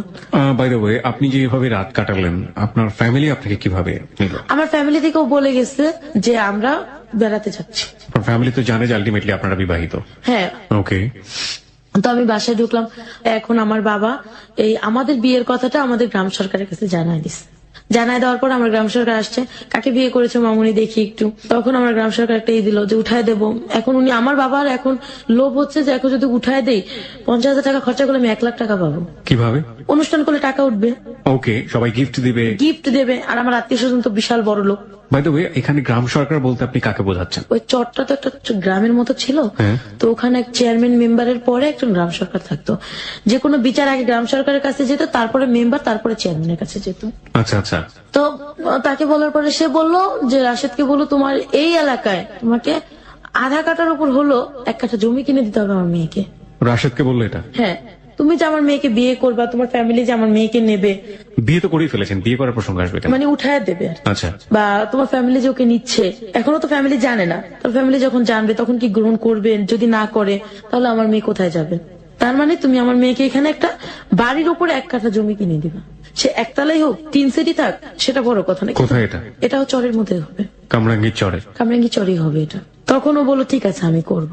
তো এভাবে করে আমাদের সম্পর্ক এগোতে থাকে। 2011 ভালো আছি আমরা, ওর টাকা পয়সা আমাদের সংসার চলতেছে। তো 2012তে গিয়ে ও আবার গ্যাঞ্জাম করলো আমার সাথে। ঝগড়াঝাটি করার এক পর্যায়ে ও আমাকে ছেড়ে চলে যাবে, এসে অনেক বুঝ করে অনেক মিলমিশ করিয়ে দিল। ঠিক আছে, 6 মাস চলে গেছে। কিভাবে যেন ওর ফ্যামিলি জেনে ফেলছে আমরা বিয়ে করছি। ওর ফ্যামিলি এখন আমাকে ফোন দেয়, আমার উপরে চরম অত্যাচার, তুমি ওকে নেবে না, ও ওর বউ হতে পারো না, তোমার মতো মেয়েকে আমরা ওর বউ। আর সবচেয়ে বড় ভুল ছিল যে রাশেদ এর আগে আমার ফুপুকে নেয়ার জন্য নাকি ঘরে এরকম ঝগড়াঝাটি করছে। পরে ওরা জানতে পারছে ওনারই ভাস্তি আমি, তার মানে ওই ফুপু যেহেতু এত খারাপ, ভাস্তিটা যাচ্ছে তারও খারাপ। ও বলে যে না, ওর ফুপু যেমনই হোক আমার ওয়াইফ ভালো। এরকম গ্যাঞ্জাম করে টোরে ও বহুবার বিষ খেয়েছে নাকি অভিনয় করেছে জানতাম না। 2013তে আইসা ওরা আমার সম্পর্ক ভালো যাচ্ছে। হঠাৎ করে ও আমাকে একদিন রাত্রে ফোন দিছে, আমি লন্ডন চলে যাচ্ছি, তুমি ভালো থাইকো, সুস্থ থাইকো। ঘরে বাজার টাজার কিচ্ছু দিয়ে যায়নি, হুট করে লন্ডন চলে যাচ্ছে। আর আমার কেন জানি মনে হতো আমার জীবন থেকে একদিন যাবেই। তার মানে স্কুলগুলোর সাথে আমার রানিং রাখতে হবে, স্কুলে চাকরি করি আর না করি খুব ভালো সম্পর্ক থাকতে হবে। এই ফ্যামিলিগত ভাবে আমি যেরকমই হই না কেন, কিন্তু শিক্ষকতার দিক দিয়ে আমি খুব কড়া ছিলাম। আমাকে প্রচন্ড ভয় পেত সবাই। আর আমাকে কেউ বলতোই না যে আমি ম্যাট্রিক পাস করেছি, সবাই বলতো হয়তো বা ম্যাডাম অনার্স কমপ্লিট করেছে। ও লন্ডন চলে গেল, আমাকে বলছে যায়া ফোন দেবে, আমার জন্য কি কি যেন রেখে গেছে সেগুলো দেবে, কিন্তু এগুলোর কিছুই করেনি। ও যাওয়ার সময় আমি চিৎকার করে কান্না করছি ফোনে, তুমি কিসের ভিতর আমাকে রেখে গেলা, কার কাছে থাকবো আমি, কিভাবে বাঁচবো। আমার বাবা যখন শুনতে পারলো যে ও চলে গেছে, আমার বাবা আমাকে প্রচন্ড মারধর করলো। আমাকে এখন দেখতে পারে না, আমি টাকা পয়সা দিতে পারি না। বাবা কি তখন কোনো কাজ করছে? কোনো কাজ করতেছে না, সে ওই জুয়াই খেলে। জুয়াই খেলে আর ঘরে বসে বসে খায়? ঘরে বসে বসে খায়, মানে আপনি যা নিয়ে আসেন সেটা যা নিয়ে আসতেছি তাই খাচ্ছে, কোনো কাজ নেই তার। এবং তার কোনো লজ্জাও নেই সেটার জন্য, মানে পস্তানো বোধটা ওর নাই। ওনার বয়স কেমন ছিল? মানে লাইক উনি কাজ করতে পারতেন, এই সামর্থ্য ছিল শরীরে? হ্যাঁ, 45। ওকে। আর তার একটা সবচেয়ে বদ অভ্যাস ছিল, সে যে কোনো দোকানে ঋণ করবে। একসময় দেখলাম কি ঋণের মাত্রা এত হারে বেড়ে গেছে, 3.5 লক্ষ টাকার মতো দেনা হয়ে গেছি আমি। আপনি মানে আপনার কাজের জন্য নাকি বাবা দিনা করে আছে? মানে উনি করে করে আমার নাম দিয়ে আসে, মেয়ে বেতন পেলে দিয়ে দেবো, মেয়ের জামাই দিয়ে দেবে, সবাই তো আমাকে চেনে। কি কিন্তু? সিগারেট এইটা সেটা, এই হাবি জাবি। দেখা যায় কোনোদিন রাশিদের বাজার দিতে লেট হয়েছে, একবেলা চাল নাই, ওই চালটা এটা সেটা আনতো। 2013-তে রাশেদ চলে আসলো দেশে। আসার পরে ও আমাকে বললো আমার বোনটার ইউকে থেকে চলে আসলো। কি করতে গিয়েছিল ওখানে সেটা আমি জানি না, 16 দিনের মাথায় চলে আসছে। ও কি গিয়েছে না কি আমি তাও বলতে পারবো না, ওর সাথে আমার কোনো যোগাযোগ হয়নি। এই 16 দিন? এই 16 দিন ওকে ফোন দিল, ওর ভাই রিসিভ করে আমাকে বকাঝকা করতো। এই 16 দিনের মধ্যে বাইরে থেকে কোনো ফোন করেছিল আপনাকে? ও আমাকে কোনো ফোনও দেয়নি। ও বলেছিল ফ্যামিলির লোক নাকি আমাকে যোগাযোগ করবে, আমার এই 16 দিনের বাজার টাজার দিয়ে যাবে, ওর এক বোন যাবে, কিন্তু কেউ আমাকে কিছুই করেনি। তো অনেক কষ্ট, অনেক ঋণ টিন করে যে এই 16 দিন চললাম, তাও আমি কোনো খারাপ পথে যাইনি। আবার স্কুলে জব শুরু করলাম। তারপরে 2013-তে ওর 21শে ফেব্রুয়ারিতে ওর সাথে আমার সাথে একটা মিথ্যে কথা নিয়ে ঝগড়া লেগে গেল। ও বলছে আমি ছেলেদের সাথে ঘুরতে গেছি, কিন্তু আমি ছেলেদের সাথে না, আমি বাবা মার সাথে ঘুরতে গেছি। ও আমাকে মিথ্যে বলে ও আমার জীবন থেকে একেবারের জন্য চলে গেল। চলে তো গেছে ভালো কথা, ও পাশের প্রতিবেশী যারা ছিল, যাদের সাথে ওর পরিচয় ছিল, ওদের সাথে আমাদের একটা ঝগড়া লাগাই দিয়ে গেছে। এমন ভাবে ঝগড়া লাগাইছে যে আমি মানিজ্যত নিয়ে যে ঘরে থাকবো সেই পরিস্থিতিটাও রাখি নাই। আমাকে আমার বাবা প্রচন্ড মারধর করে আমার শরীর ফেটে রক্ত বেরোচ্ছে, ঘরের ভিতর আটকে রাখছে। পরের দিন সকালে আমার মা আমাকে ঘর থেকে বের করে দিচ্ছে। বের করে দেওয়ার পরে আমার বাবা আমাকে কোনো ফোন দিত না, কথা বলতো না আমার সাথে। কোথায় গেলেন আপনি? ওখান থেকে আমি চলে গেছি তরিকুল স্যারের কাছে। তরিকুল স্যার আমাকে স্কুলে জব নিয়ে দিল। এখন থাকার ব্যবস্থা তো সে করে দেবে না। খুঁজতে খুঁজতে একটা বাড়ি পেলাম, যে বাড়িতে নাকি লজিং থাকে, কিন্তু অরিজিনালি আমি যাওয়ার পরে যেটা দেখলাম যে ওই বাড়িতে কোনো লজিং থাকা হয় না, ওই বাড়িতে ফেন্সিডিলের বিজনেস হয়। আমি ওই বাড়িতে উঠলাম, আমি সকালে যেতাম, রাত্রে আসতাম। তো ওই দিক থেকে আমি মাকেও টাকা পাঠাতে হচ্ছে আমার। তখনও বাবা কিছু করে না, আমি চলে আসার পরও। মা বাড়ি থেকে বের করে দিল, তারপর মাকে টাকা পাঠাচ্ছেন? হ্যাঁ, কারণ আমি যদি ওদের টাকা না পাঠাই, ভাই বোন গুলা কি খাবে, বাবা মা কি খাবে, এই সেন্সটা আমার সবসময় কাজ করতো। নয়তোবা আমি যে পথে চলে গেছি, আমার বোনটা ওই পথে চলে যাবে। ওকে, তারপরে আমি ওখানে উঠলাম। ওঠার পরে দেখলাম যে পরিস্থিতি ভালো, 3-4টা মেয়ে থাকে ওইখানে। মহিলাটাও খুব ভালো, আমাকে খুব আদর করলো। 15 দিন বাদে আমি দেখতে পেলাম ওরা যেন কি করে রুমের ভিতর।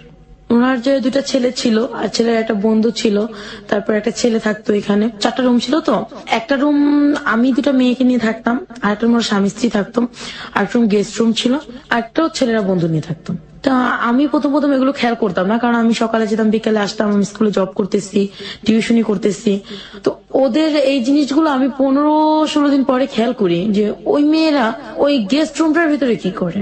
তারপরে দেখা যায় যে ছেলেগুলো কি করে, এগুলা বোতল, ছোট ছোট বোতল গুলা কিসের, কারণ এই সমস্ত জিনিসের সাথে আমি আগে থেকে পরিচিত না। এগুলো জানার পরে আমি আস্তে আস্তে ওদের সম্পর্কে ডিটেলস খোঁজ নিতে থাকি। আমি ওদের সাথে খুব ফ্রি হয়ে যাই। ওরা তখন বলল ওইখানে ওদের নোংরা কাজ চলে, আর ছেলেগুলো ফেন্সিডিলের বিজনেস করে। এরপরে ওর যে দেবরটা, ওর দেবরের সাথে আমার খুব ভালো একটা সম্পর্ক হয়ে যায়, বন্ধুর মতো। দেবরটা আমার কাছে সব স্বীকার করে। দেবরটা এরকমও আমাকে জানাইছে যে ওরা এরকম মেয়েদেরকে লজিং রেখে এই কাজগুলো করে, আমাকে দিয়েও করাবে। তো আমি এগুলো মানে বিশ্বাস করতে পারি নাই। ওরা করে কি, মেয়েদেরকে ঘুমের ওষুধ খাইয়ে তো এমন কিছু ডোজ দিয়ে দেয় যে ওগুলো মেয়েদেরকে যদি ওই রাতে এখান থেকে যদি মেরেও ফেলা হয়, মেয়েরা টের পাবে না, এরকম করা হয়। অথবা মেয়েদেরকে ঘুরতে যাওয়ার নাম করে যশোর বেনাপোলে নিয়ে গিয়ে ওদের শরীরের সাথে বা বউ সাজিয়ে ব্যাগের ভিতরে পেন্সিল দিয়ে ওদেরকে আনা হয়। ওই যে ওর দেবরের সাথে আমি একদিন ঘুরতে ঘুরতে, এটা হচ্ছিল হচ্ছে রায়ের বাজার বুদ্ধিজীবীর গদি ঘরে। তো আমি রায়ের বাজার বুদ্ধিজীবীতে ঘুরতে গিয়ে আমার এরকমটি ছিল যে আমি সব শ্রেণীর লোকেদের সাথে খুব ভালোভাবে মিশতে পারি। তো আমি ওই র্যাবের সাথে পরিচয় হলো। আমার কিছু র্যাব ছিল এখানে, আমার চিন্তা ভাবনা ছিল আমি প্রশাসনের সাহায্য নেবো, ওরা যেহেতু আমাকে এরকম করবে। র্যাবের সাথে পরিচিত হলাম, কথা বললাম। তো ওর ভিতরে একটা র্যাব ছিল, নাম ছিল শাকিল। তো ও খুব ভালো ছিল। আর একটা নাম ছিল শাহিন, আর একটা সাব্বির। তো সাব্বির আমাকে দেখে খুব পছন্দ করলো, ওরা আমার সাথে ফ্রেন্ডশিপ হয়ে গেল। 3-4 দিন পরে সাব্বিরকে আমি বললাম, সাব্বির এরকম এরকম হয়েছে, বাসায় ওরা পেন্সিল বিক্রি করতেছে, আমাকে ওরা বিক্রি করে দিতে চাচ্ছে। তো সংক্ষেপে ওদেরকে বলছি। ওকে, আমার মোবাইল ছিল না, ওই মহিলার মোবাইলকে আমি আপা বলতাম, ওর নাম ছিল লাকি আপার নাম ছিল। লাকি আপার মোবাইল দিয়ে আমি বললাম, ওরা বলছে তোমার সাথে দেখা করি। তো সেই দিন বিকেল আমাকে জানানো হলো যে আমাকে ওরা নাকি দৌলদিয়া নামে একটা ঘাট আছে সেখানে ওরা 3.5 লক্ষ টাকা বিক্রি করে দিছে। তারপরে আরেক জায়গায় এই ঢাকাতে পুরানা পল্টনে ওদের এক মামার কাছে 75,000 টাকায় 15 দিনের জন্য বিক্রি করে দিছে। মাই গড। তো যেদিন রাত্রে আমাকে ওরা নিয়ে যাবে, আমি জানি না ওদিন রাত্রে ওরা আমাকে নিয়ে যাবে, ওর দেবরা এসে আমাকে বলতেছে যে তুমি যদি এখান থেকে না যাও তুমি কালকে আর পৃথিবীতে সূর্য দেখবা না। কেন এরকম হয়েছে? তোমাকে ওরা নিয়ে যাবে দৌলতিয়া ঘাটে 15 দিন পরে, আর আজকে রাত্রে তোমাকে ওরা বলে নিয়ে যাবে। তো এর আগে আমি র্যাপকে বলে রাখছি সবকিছু এরকম এরকম করবে ওরা, তুমি আমাকে প্লিজ বাঁচাও। তো সকালবেলা আমি শুনলাম ওরা আমাকে বলছে জানিস তোর ভাইয়া তো পুরানা পল্টন গেছে, ওর হাজবেন্ড আবার ওর সাথে রাগ করে চলে গেছে, তো তোর ভাইয়া তো চলে গেছে, তো ভাইকে আমরা আনতে যাবো পুরানা পল্টন, তুই কি যাবি আমাদের সাথে? আমি বললাম দেখি কি করতে পারি। এর মধ্যে ওই র্যাপকে ফোন দিচ্ছে ওই লোকের নাম হচ্ছে মিন্টু। মিন্টু ফোন দিয়ে বলছে ওকে কিন্তু নিয়ে যাবে একটু পরে। ঘন্টাখানিকের মধ্যে ওরা ওইখানে ফোর্স নিয়ে চলে গেছে। যাওয়ার পরে এখানে বলতেছে কি হচ্ছে, এখানে কিছুই হচ্ছে না, ঘর চেক করবো। ওরা প্রায় 50 বোতলের মতো ফেন্সিডিল পেয়েছে। মানে এরকম একটা মুহূর্তে আসছে যে ওর ঘরে ওর গেস্ট আছে মেয়েদের সাথে, ওই অবস্থা ওকে ধরছে। মিন্টু আবার সকালে চলে গেছে, ওই খবর দিয়ে চলে গেছে। ওরা আমাকে নিয়ে উত্তরা চলে গেল, ওইটা উত্তরে গিয়ে মিন্টু রাতে দিয়ে দিল। মিন্টু আবার আমার ফ্যামিলিকে জানাইলো, আমার বাবা বলছে ওই মেয়েকে কোনোদিন ঘরে তুলবা না, তাই আমার মা সেদিন আমাকে গ্রহণ করে নেয়নি। মিন্টু আমাকে এক রাত ওর এক ফ্রেন্ডের বাসায় রাখছে, খুব ভদ্রভাবে খুব সম্মানের সাথে রাখছে। ওর ওয়াইফ বলে ও ছিল না, ও বলছে আমি রেখেছি, আমি একটু ঢাকার বাইরে যাচ্ছি। পরের দিন ও এই কামরাঙ্গি চড়ে এসে জালুয়ারি চৌরাস্তা আছে একটা, ওখানে এসে আমার জন্য বাসা খুঁজে বের করছে একদিনে। আমি এখানে উঠলাম। তারপরে একদিন আমার মা আমাকে ফোন দিয়ে খুব কান্নাকাটি করতেছে, 2013 এপ্রিল, খুব কান্নাকাটি করতেছে, ঘরে খাবার নেই এই না সেটা। তো পরে আমি কি করবো, তো আমার কাছে তখন টাকা ছিল, আমি ওকে টাকা দিয়ে দিলাম, ওরা খাবার টাবার করছে। প্রতি মাসে টিউশনি করে যে টাকা বেতন পাই ওর থেকে ওদেরকে দিয়ে দিই, ওর থেকে আমি রাখি। আমার ঘর ভাড়া বেশি ছিল না, এক রুম তো, 2,000 টাকা ছিল। আমি কষ্ট করে চলতাম, ওদেরকে আমি কষ্ট দিতে দিতাম না। আমার বাবা অসুস্থ ছিল, তাকে আমি চিকিৎসা টাকা দিয়েছি, ভাই বোনদেরকে দেখেছি। দেখার পরে দেখা যায় কি আমি না কেমন যেন একটা দিন দিন এই যে রোদ্রে ঘুরতে, তারপরে এগুলো করতে করতে বৃষ্টিতে ভিজে আমি অসুস্থ হয়ে পড়ছি। এখন আমি ওই বাসায় থাকতে পারতেছি না, বাসা চেঞ্জ করে ফেললাম। বাসা চেঞ্জ করে আরেক বাসায় গেছি, সেখানে আমি খুব অসুস্থ। এর ভিতরে এক স্কুল টিচারের সাথে আমার পরিচয় হয়েছে, তার বয়স 50-এর উপরে। তো ভালোই কথাটা বলতো, ফোন টোন দিত না, কম কথা বলতাম। তো ওনার সাথে জাস্ট এমনি কথাটা হইতো, দেখা করতো আমার সাথে। উনি একদিন আমাকে বিয়ের প্রস্তাব দিল, আমি রাজি হইনি। এই 50 ঊর্ধ্ব লোক? হ্যাঁ, রাজি হইনি। পরে আমি না দিন দিন অসুস্থ হয়ে পড়লাম। অসুস্থ হয়ে পড়ে বাবা মার ঘাড়ে গিয়ে উঠলাম। ওখানে আমি ডাক্তার দেখালাম, নিঃশ্বাসে প্রবলেম হইতো, আমি নিঃশ্বাস চাইতে পারতাম না, আর লিভার একটু সমস্যা হয়েছে। মানে এগুলো তো আমার টাকায় হতো, আমার ফ্যামিলিকেও খরচা দিতাম ওই অসুস্থ অবস্থায়। আমার টাকা যেটা জমানো ছিল আর কি, ওটাতেই হয়তো। তো ওই লোক আমার এই অবস্থা দেখে আমার মামা, মানে এই যে গ্রাম সরকার, তার কাছে বিয়ের প্রস্তাব দিল। কোন লোক? যে লোকটা স্কুল টিচার ছিল, 50-এর ঊর্ধ্বে বয়স ছিল, যে লোকটা নাম ছিল তাহির। সে আপনার গ্রাম সরকার পর্যন্ত পৌঁছালো কিভাবে? ওই এলাকারই সে স্কুল টিচার। ওকে। তো ওই হিসেবে সে, আর আমাদের সম্পূর্ণ দায়িত্ব ওই গ্রাম সরকার নিয়েছিল। তো ওনার কাছে বিয়ের প্রস্তাব দিল। আমাকে জিজ্ঞাসা করা হলো, তখন তো আমি খুব অসুস্থ, আমার একজনের হেল্প চাই। বাবা মা আমাকে রাখবে না। আমি বাবাকে বললাম দেখো তো অনেক বয়স্ক, কিভাবে কি হয়। বাবা বললো না সমস্যা নেই, মানে ডাইরেক্টলি বললো বয়স্ক লোক নাকি বউ ভালোবাসে বেশি। আপনার বাবা আপনাকে এটা বললো? আমার বাবা মাকে বলছে। আপনার বাবার তখন বয়স কত? 45। বাবার বয়স 45, বাবার জামাই হবে 50 ঊর্ধ্ব। হ্যাঁ, তো এর ভিতরেই মা বলছে যে গ্রাম সরকারের খোঁজ খবর নিতে। উনি কি খোঁজ খবর নিচ্ছে আমি জানি না। ঠিক এক সপ্তাহের মাথায় আমার বিয়ে দিয়ে দিল, 7ই আগস্ট 2013। তো পরবর্তীতে প্রিয় শ্রোতা, this is not a story of চিনি কম। আপনারা নিশ্চয়ই অমিতাভ বচ্চনের সেই ছবিটা দেখেছেন। অমিতাভ বচ্চন এবং টাবুর ছবি ছিল চিনি কম, আমার অনেক পছন্দের একটা ছবি। লাইফে এই ঘটনা ঘটে, বাট এত সুইট ওয়ে তো ঘটে না, এটাই রিয়েলিটি। ঠিক আছে, যাই। তারপর বিয়ের দিনও আমার কাছে কেন জানি মনে হয়েছে তা আমি তো অসুস্থ, আমি জাস্ট উঠতে পারি, বসতে পারি, মানে কাজকর্ম কিছুটা করতে পারি। তখন স্কুল থেকে আমি চাকরি ছেড়ে দিচ্ছি। বিয়ের দিন সকালও জানি আমার কেন মনে হলো আমি বিয়েটা করব না, কিন্তু চিন্তা করলাম যে বাবা মার ঘাড়ে বসে না থেকে তারপর মামা বিয়েটারই করছে, করে দেখি যদি জীবনের কিছু চেঞ্জ হয়। তো বিয়েটা হলো, তো আমাকে সেদিন নিয়ে যাওয়া হলো পাশের গলিতেই বাসা ভাড়া নিচ্ছে সেখানে। বিয়ের দিন রাত্রেই তার বড় ওয়াইফ তাকে ফোন দিছে, ফোনটা রিসিভ করছি আমি। সে বললো তুমি কে? আমি তার ওয়াইফ। তুমি তার ওয়াইফ কিভাবে হও? এমনকি তাকে বিয়ের আগে আমার মামা গ্রাম সরকার, যাকে আমরা মামা বলি, সে ওই ওর ভোটার আইডি কার্ড, তারপরে স্কুল সার্টিফিকেট, কলেজ সার্টিফিকেট, কোন স্কুলে জব করতেন সেগুলো, বড় বউর সাথে ডিভোর্স হয়েছে সে ডিভোর্সের পেপার সবকিছু নিয়ে নিছে। তারপরে আমি বলছি আপনার সাথে তো ডিভোর্স হয়ে গেছে। হ্যাঁ, তো আমি ফোন সমস্যা কি? আমার তো সন্তান আছে না। ভালো কথা, সন্তান আছে যেহেতু আমি সেও তার কিছু বলিনি। ওনার সাথে কথা বলছে 1 দিন 2 দিন 3 দিন। আমি তো অসুস্থ, যেটা সত্যি কথা বলতে কি আমার হাজবেন্ডের সাথে আমার কোনো সম্পর্কই ছিল না, মানে স্বামী স্ত্রীর পরে যে সম্পর্ক। বিয়েটা হয়েছে আমার। স্বামী স্ত্রী সম্পর্ক, এক্স্যাক্টলি এক্সিস্টিং যে রিলেশনশিপ, হ্যাঁ, স্বামী স্ত্রীর কোনো সম্পর্কই তার সাথে ছিল না, কারণ আমি অসুস্থ। তার ভিতরে তার ওয়াইফ ফোন দিছে, এটা আমার বিবেকে বাজছে। কেন ফোন দেবে? তো এভাবে করে তার সাথে প্রায় 1 সপ্তাহ কেটে গেল। 1 সপ্তাহ কেটে যাওয়ার পর তার আরেকটা ওয়াইফ আমাকে ফোন দিচ্ছে। তখন আমি মানে তার ফোনে আমি ইউজ করি। তো আমি বললাম আপনি কে? তোর নাম ছিল রনি। আমি রনি না ননি জানি, চিটাগং বাড়ি তাদের, চিটাগং থেকে ননি বলছি। তো আপনি কাকে চান? বললাম তাহেরকে চান। তা আপনি কি হন? আমার ওয়াইফ। কিভাবে হলো? সাথে সাথে আমি বললাম কিভাবে হলো, কারণ যেহেতু তার এক ডিভোর্স প্রাপ্ত, আমি আছি, তো আমি দ্বিতীয় ওয়াইফ, তার আর কোনো ওয়াইফ নেই। আপনি কে তাহলে? আপনি যাকে বিয়ে করেছেন তার আমি এক ওয়াইফ, আপনি তৃতীয় ওয়াইফ, আমি দ্বিতীয় ওয়াইফ। উনিও ডিভোর্স? না। তো আমি বললাম আপনি আমাকে কেন ফোন দিচ্ছেন? আমি বাবা মাকে সবকিছু জানাইছি, মামাকে সবকিছু জানাইছি, তাকে বলছি। সমস্যা কি? সে গ্রামে থাকবে, আপনি ঢাকায় থাকবেন। এইভাবে সে আমাকে বললো।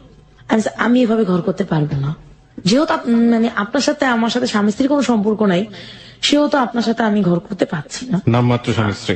হ্যাঁ, না মাত্র স্বামী স্ত্রী, এটাই রিয়েল ছিল আর কি। তো আমার খুব একটা সন্দেহ হতো। তার ওয়াইফ ফোন দিত, কথাবার্তা বলতো, বড় ওয়াইফ ফোন দিত, দুজনেই আমার সাথে কথা বলতো। হঠাৎ একদিন 15 দিন যাওয়ার পরে তার সেকেন্ড ওয়াইফ আমাকে বলল সে নাকি লাইগ্রেশন করা, যেটা একটা পুরুষ করলে তার কখনই কোনো সন্তান আসবে না। আমি একটা অল্প বয়সের মেয়ে, আমি কিভাবে এটা মেনে নেই? আমার সন্তান থাকবে না, আর সন্তান থাকবে না এই জিনিসটা আমি কখনোই মানতে পারিনি। এগুলো নিয়ে ঘটমট করতে করতে গ্যাঞ্জাম হচ্ছিল। মা আমার কাছে, গ্রাম সরকারকে বিচার দিলাম। সবাই বললো যে এই মেয়েকে আপনি কি করলেন? এই মেয়েকে আপনি কেন জীবনটা নষ্ট করলেন? আপনি জানতেন আপনি লাইগ্রেশন করা, আপনি কেন মেয়ে যান? ওর এক কথাই বলতো যেন ও সন্তান আনুক, পালতে আনুক। আপনার হাজবেন্ড? হ্যাঁ, ও সন্তান পালতে আনবে, আমি তাকে মানুষ করবো। আমি কোনোদিন না, আমি যত মা হওয়ার ক্ষমতা রাখি সেহেতু আমি একটা সন্তান পালতে আনতে পারি না। এই জিনিসটা আমার কাছে ঘোর নাকচ ছিল যে আমি পালতে আনবোই না। তো এরকম করে তার সাথে ঘটর মটর করে আমার 1.5 মাস গেছে। যাওয়ার পরে আমি বললাম যে আমি আপনার সাথে ঘর করবো না বলছি। পরে সে আমাকে প্রচন্ড মারধর করলো। আমার সবচেয়ে কষ্ট লাগতো ওইখানে যে সে কোনো বাজার করতো না ঘরে। 1 কেজি চাল, 1 কেজি আলু, একটু ডাল, একটু ডিম আর মরিচ, এছাড়া সে কিছুই আনতো না। এগুলো খেতে খেতে এক সময় আমি অসুস্থ হয়ে পড়লাম। আমার আবার সে গ্যাস্ট্রিকের প্রবলেমটা দেখা দিল, আর আমার নিঃশ্বাস ছাড়তে খুব কষ্ট হতো। আমি খুব অসুস্থ, আমি বিছানা থেকে উঠতে পারি না। তারপর একদিন খুব শক্তি করে উঠে আমি তার সাথে প্রচন্ড ঝগড়া করলাম, আমি আপনার সাথে ঘর করবো না, আমি কিভাবে বাঁচবো এইভাবে। তারপরে সে বলল তুই কেন থাকতে পারবি না? তুই থাকতে হবে তোকে। তোর বাবা মার কাছ থেকে, বাবা মার নাই, কোত্থেকে আনবো? বাবা মারও দুঃসাহ জীবনযাপন কাটাচ্ছে, কারণ আমি দিচ্ছি না তাদেরকে, আমি কোত্থেকে দেবো? সে আমাকে মারধর করলো, প্রচন্ড মারধর করে। ঘরে একটা লাঠি ছিল আমার, লাঠিটাতে আমাকে পেটালো। তো পরবর্তীতে মানে সে আমার বাবা মাকে কোনো খবর দেয়নি, পাশের ভাড়াটিকে কোনো খবর দেয়নি, সে চলে গেছে। তখন আমি সারাদিন আমার মাকে আমি ফোন না দিছি, না গিয়েছি, তখন আমার মা আমাকে খোঁজ নিতে আসছে। আসার পর দেখে আমার দরজা লাগানো, সে ভাবছে আমি বাইরে গেছি, দ্বিতীয়বার চলে গেছে। কিন্তু সবচেয়ে আশ্চর্যজনক বিষয় হচ্ছিল যে আমার বাবা তখন একটা সমিতির সাথে যুক্ত ছিল, সেই সমিতিটা ছিল আমার ফ্ল্যাটের পাশের ফ্ল্যাটে। কিন্তু আমার বাবা ওই যে দরজা তালা মারা দেখছে, সেজন্য আসে যেতে পারেনি। আমার হাজবেন্ড যে ওই যে ভাড়াটার ঘরে চাবি দিয়ে গেছিল, এটা আবার তারা জানতো না। ভাড়াটা বলছে আমিও বেরিয়েছি, হাজবেন্ডও বেরিয়েছে, তাই হাজবেন্ড চাবি দিয়ে গেছে। তো চাবি দেওয়ার সময় তাকে কিছু বলে যায়নি যে ঘরের মধ্যে আপনি আছেন? না, সে চাবি দিয়ে চলে গেছে, আমি বাইরে চলে যাচ্ছি, তার মানে তার আগে আমি চলে গেছি। তো এরকমটা একটা মিনিং করে গেছে। পরে উনি জিজ্ঞাসা করছে ও কোথায়? জানি না, মনে হয় কোথাও গেছে। আমার মা কিভাবে যেন বলতেছে কি ওর ঘরে তাহলে আমার কিছু বাটি আছে, বাটিগুলো নেব।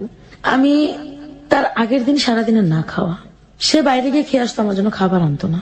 আপনার হাজবেন্ড? হ্যাঁ। তো আমি সেদিনও সারাদিন সেন্সলেস। তো মা সন্ধ্যাবেলা ঢুইকা দেখে আমাকে, দেখে একটা চিৎকার করছে। এক চিৎকার আমার বাবা আমার সব চলে, বাবা পাশের ফ্ল্যাটে ছিলেন, সে তার ভাড়াটা সব চলে আসছে।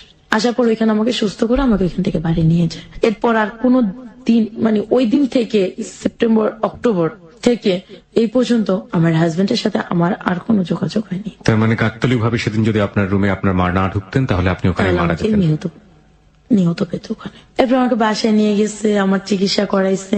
আমি 27 রোজ আমাকে হসপিটাল থেকে বাসায় আনছে। ঈদের পরপরই আমি আবার আমার খোঁজে বের হয়ে গেছি। এই প্রথম আমার জীবনে, মানে আমি যত অসুস্থ, শুধু আমার মা আমাকে সাপোর্ট দিল। তখন আমার বাবা আমাকে তখন পর্যন্ত নির্বাক হয়ে তাকায় দেখছে, শুধু আমাকে কোনো সাপোর্ট দেয়নি। আমি আমার মতো বের হয়ে গেছি, আমি ওই ঘরে থাকিনি। ঈদের পরপরে আমি বের হয়ে বাসা ভাড়া নিচ্ছি, নিয়ে আমার মতো চলে গেছি। চলে যাওয়ার পরে আমার এক ভাইয়া আমাকে বললো, আমি একটা বাসা চিনি, তুই তো এই লাইনে আছিস ভাইয়া, বুঝতে পারছিস আর কি, আছিস তুই আমি একটা বাসা চিনি, তুই ওখানে চল। ওখানে যাওয়ার পরে আমাকে ওই আন্টি 2টা লোকের সাথে পরিচয় করাই দিচ্ছে। প্রথম দিন যাওয়ার পরে সে আমাকে রাখেনি, পরের দিন আমাকে বলছে তোকে ফোন দেবো, সে আমাকে ফোন দিছে। ফোন দেওয়ার পরে আমি গেছি, যাওয়ার পর একটা লোক, সে খুব ভালো চাকরি করে, একটা লোকের সাথে পরিচয় করাই দিছে। বলছে তুমি তাকে সময় দাও, সে তোমাকে খুশি করে দেবে। তখন কিন্তু আমি অভাবে অবস্থা, অনটন অবস্থা, বাবা মারও দুঃসহ অবস্থা।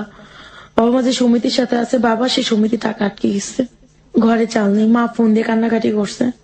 মানে এত কষ্ট পেয়েছে যে, মানে নিজে অশান্তিতে ছিলাম, কখনো বাবা মা ভাই বোনকে অশান্তি দেখায়নি, কষ্ট দেখায়নি। সেখানে আমি সময় কাটানোর পরে সেই দিন আমাকে ওরা দিয়েছে 2000 টাকা। আমি 1000 টাকা নিজের জন্য রাখছি, 1000 টাকা বাসায় পাঠিয়ে দিচ্ছি, ওরা ওদের মতো চলছে। এরপরে 3-4 দিন পরে আন্টি আমাকে আবার ডাকছে। তখন দেখা হয়েছে আমার সাথে এক ডক্টরের সাথে। এক ডক্টর, তখন সে মানে আমার সবকিছু শুনলো। তখন সে আমাকে বলল যে তুমি আমাকে কথা দাও যে তুমি কখনো অন্য কাউকে সময় দেবে না, তুমি আমাকেই সময় দেবে, এমনকি তোমার যা কিছু দরকার ভরণ পোষণ সম্পূর্ণ আমি দেব। নভেম্বর ডিসেম্বরের ঘটনা, সে এই কথাটা বলছে। বলার পরে আমি তার কথা বিশ্বাস করতাম না, তা আমি তো অনেককে দেখছি। তখন আন্টি আমাকে বললো তুমি ওর কথা বিশ্বাস করো। তখন এই 2জন লোকের সাথে আমার ঘুরে ফিরে তাদেরকে সময় দিয়ে আমার সংসার টিকতো, এমনকি আমার ফ্যামিলি চলতো, এমনকি আমার স্কুলে শিক্ষকতাটাও চলতো। পরে দেখা গেছে যে তার কথা আমি আন্টির ভরসা পেয়ে আমি ওকে, আন্টি আমাকে, হ্যাঁ আমি তার বাসায় গিয়ে আমি একটা নোংরা পরিবেশে জড়াইছি আবার দ্বিতীয়বার, কিন্তু সে আমাকে নিজের মেয়ের চেয়ে বেশি ভালোবাসছে। সব সময় একটা ভালো ডিসিশন দিছে, ভালো কথা বলছে। এই আন্টির সাথে আপনার পরিচয় হলো কিভাবে? আমার ওই ভাইয়া আমাকে নিয়ে গেছে ওই বাসায়। কোন ভাইয়া? আমার একটা ভাইয়া ছিল আর কি। কোন ভাইয়া এটা? এটা আমাদের এলাকার একটা উনি ছেলে। আপনার সম্পর্কে এই ব্যাপারে জানতো যে যেহেতু উনি বাসাটা নিয়ে গেছে, মানে আপনার ওখানে একটা পারপাস সার্ভ হবে, তার মানে এই উনি ভাই আমার এই ব্যাপারটাকে ধারণা করে আমাকে জিজ্ঞাসা করছে, আমি স্বীকার করছি তার কাছে। সেও আমাকে হেল্প করতো বিনা স্বার্থে। সে আমাকে নিয়ে গেছে, কয় কি চলো তুমি এইভাবে কত কষ্ট করবা। আর আমার যে টোটাল যে 1.5 মাস বা 2টা মাসের যে ঘটনাগুলো আমার সেকেন্ড হাজবেন্ডের, এগুলো সব সে জানতো। তারা কিভাবে নিজেরাই জানতো? আমাকে বিয়ে দিচ্ছে। ওকে। আমাকে বিয়ের দিন ওই বাড়িতে পৌঁছায় দিছে আমার ওই ভাইয়া। সে আমাকে হেল্প করছে, 1000, 500, 100 দিয়ে সে আমাকে হেল্প করছে। এমনকি বিশ্বাস করতে পারবেন না, আমার বিয়ের যে খরচাটা সেটাও আমার বাবা আমার টাকা থেকে করছে। সে একটা টাকা খরচা করেনি, একটা টাকা দেয়নি। তারপরে এই যে 2টা বছরে সে যে ঋণগুলা করছে, এই ঋণগুলো আজ পর্যন্ত আমি দিচ্ছি। এই কাজগুলো করে আমি এখন এই কাজগুলো করি না, বলতে যে শুধুমাত্র যে আমি যে 10 জনের সাথে মিশবো সেটা করি না। জাস্ট আমার ওই ডক্টরের সাথে খুব ভালো একটা ফ্রেন্ডশিপ আছে। প্রতি সপ্তাহে সে আমাকে একটা খরচে টাকা দেয়, যাতে করে আমার আর এইসব নোংরা কাজে ঢুকতে না হয়। সে পৃথিবীর যে প্রান্তে থাকুক না কেন, সে প্রতি সপ্তাহে আমার টাকাটা আমাকে পাঠিয়ে দেয় আমার মোবাইলে। and you have that kind of relationship with that doctor, right? আপনার তো ডক্টরের সাথে এই সময় কাটানোর মতো একটা রিলেশনশিপ আছে। হ্যাঁ, সময় কাটানোর মতো একটা রিলেশনশিপ আছে। তারপরও সে যথেষ্ট ভালো, আমি তাকে মন্দ বলবো না, সে ভালো। তারপরে দেখা যায় আর যে রিলেশনটা, আমি এখন বর্তমানে আমার একটা স্টেশনারি আছে, বইয়ের লাইব্রেরি। উনি যখন আমাকে হেল্প করতেছিলেন তখন উনি আমাকে বললো যে তুমি কিছু একটা করো, শুধু মাস্টারি দিয়ে তোমার হবে না, তুমি মাস্টারিটা ছেড়ে দাও, তুমি কিছু একটা করো। শেষে যে গ্রাম সরকার আমাকে বিয়ে দিয়েছিলাম, প্রথমে বলছিলাম, সেই গ্রাম সরকার আমাকে একটা প্রোডাকশন হাউস বলতে একটা এম্ব্রয়ডারি হাউসে জব নিয়ে দিল। সেখানে 6000 টাকা বেতনে জব নিয়ে দিছে। আর যে ডক্টরের সাথে আমার ফ্রেন্ডশিপ আছে, সে আমাকে কিছু টাকা দিল একটা দোকান করার জন্য। কত টাকা? প্রায় ওখানে 20,000 টাকা। দোকান করছি আমি ওখানে। একটা মানে চিন্তা করলাম কি করব, তখন আমার তো অনেক স্কুলের সাথে যোগাযোগ, তখন আমি বইয়ের লাইব্রেরি দিলাম। বইয়ের লাইব্রেরি মানে স্টেশনারি, বই, খাতা, পেন্সিল, রাবার বা গাইড, এটা সব পাওয়া যাবে ওখানে। ওকে। আজ অব্দি আমার বাবা সাপোর্ট করেনি, এমনকি 2-1 দিন আগের ঘটনা যে আমার বাবাকে যাকে আমি এত হেল্প করছি বা আমি যাকে নিয়ে এখনো বেঁচে আছি, আমি আজীবন বেঁচে থাকবো, এর আমার সাথে যাই করুক না কেন। আমার বাবা দু একদিন আগে আমাকে মেরে আমাকে আমার মাকে দোকান থেকে বের করে দিয়ে ওই দোকানটা সে নিজের করে নিছে। And still, কিন্তু ওই দোকানের যতগুলো জিনিস সবকিছু আমার, এমনকি বাবা আমাকে খুব বৃষ্টি ভাষায় একটা বকা দিয়ে বলছে, তুই তো ভালো না, তো খারাপের টাকা দিয়ে তুই দোকান করছিস বা তুই খারাপের টাকা আমাকে দিছিস। তখন আমার এত কষ্ট হয়েছে যে যে বাবা মার জন্য আমি নিজের সবকিছু বিসর্জন দিয়ে দিছি, সেই বাবা আজকে আমার দোকান আমার সাথে মানে প্রতারণা করে যেন নিয়ে গেল। আজকে সেই দোকানে আমি নিজে দাঁড়াইতে পারতেছি না, বাধ্য হয়ে দোকান থেকে সরে আসছি।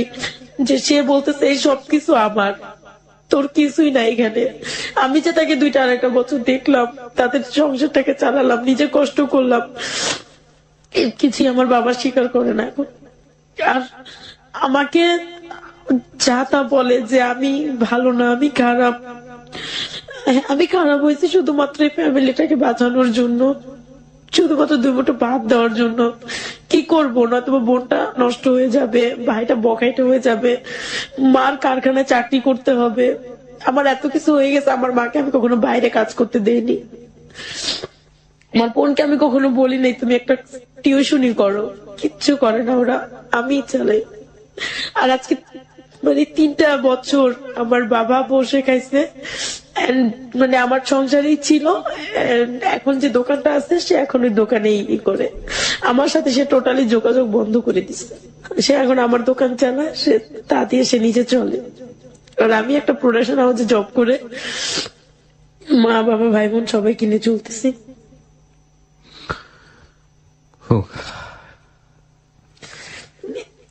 খুব কষ্ট পেয়েছি যখন সে আমাকে বলছে আমি খারাপ, সে যখন আমাকে মারধর করে বের করে দিছে, এই নিয়ে 3য়বার সে আমাকে ঘর থেকে বের করে দিছে। প্রথমবার দিয়েছে আমার হাজবেন্ড সহ, 2য়বার আমাকে দিয়েছে আমার ভুলের কারণ, সে বলে আমার ভুল, কিন্তু অন্য একটা মিথ্যে কারণে সে আমাকে 2য়বার ঘর থেকে বের করে দিছে। এই 3য়বার সে তার জীবন থেকে আমাকে বের করে দিল। তো আজকে আমার কিন্তু কিছুই নেই, সবকিছু তাদেরকে আমি বিসর্জন করে দিছি, সবকিছু তাদেরকে আমি দিয়ে দিছি, তারপর আজকে তারা আমাকে জায়গা দেয় না। আপনার বাবা তো আপনাকে বারবার বের করে দিয়েছে, তারপরও আপনি এত কষ্ট করে এবং এই রকম ভাবে নিজেকে, আমি ভাইয়া সারাদিন না খেয়ে থাকতাম, একটা টাকা আমি আউট খরচা করতাম না। আমি কোনোদিনও, এমনও দিন গেছে আমি শাহবাগ যদি গেছি কোনো কাজে, বা দেখা যাবে হাইটা কামরাঙ্গিচর গেছি, যেখানে 60-70 টাকা খরচা হবে, সে টাকাটা আমি রেখে দিছি। বাসায় গেলে আমার খরচা আছে, সেজন্য সেটা আমি রেখে দিছি। আমি সারাদিন রোদে, হ্যাঁ আমি খারাপ ছিলাম, মাসখানেক, 3 মাস, 1 মাস, 1 দিন, 15 দিন এরকম খারাপ ছিলাম, কিন্তু আমি কখনো মানে প্রফেশনাল হয়ে যায়নি। কিন্তু যেটা প্রফেশনাল হবো, একের পর এক নোংরা কাজ করবো, আমি সেটা করিনি। আমি মাঝে মাঝে যখন খুব ঠেকছি, যখন দেখি যে আমার ঘরে ভাত জোটে না, তখন গেছি। আমরা তো আমি এই রোদে রোদে টিউশনি করে, কষ্ট করে, সবকিছু করে, আমাকে কেউ সাপোর্ট দেওয়ার ছিল না, আমাকে কেউ সাপোর্ট দেয়নি। আমার ফুপু, আমার খালারা, আমার মামার আমাকে কেউ সাপোর্ট দেয়নি, আমার চাচুরা, তাহলে এমনকি নিজের বাবা মাও আমাকে সাপোর্ট দেয়নি।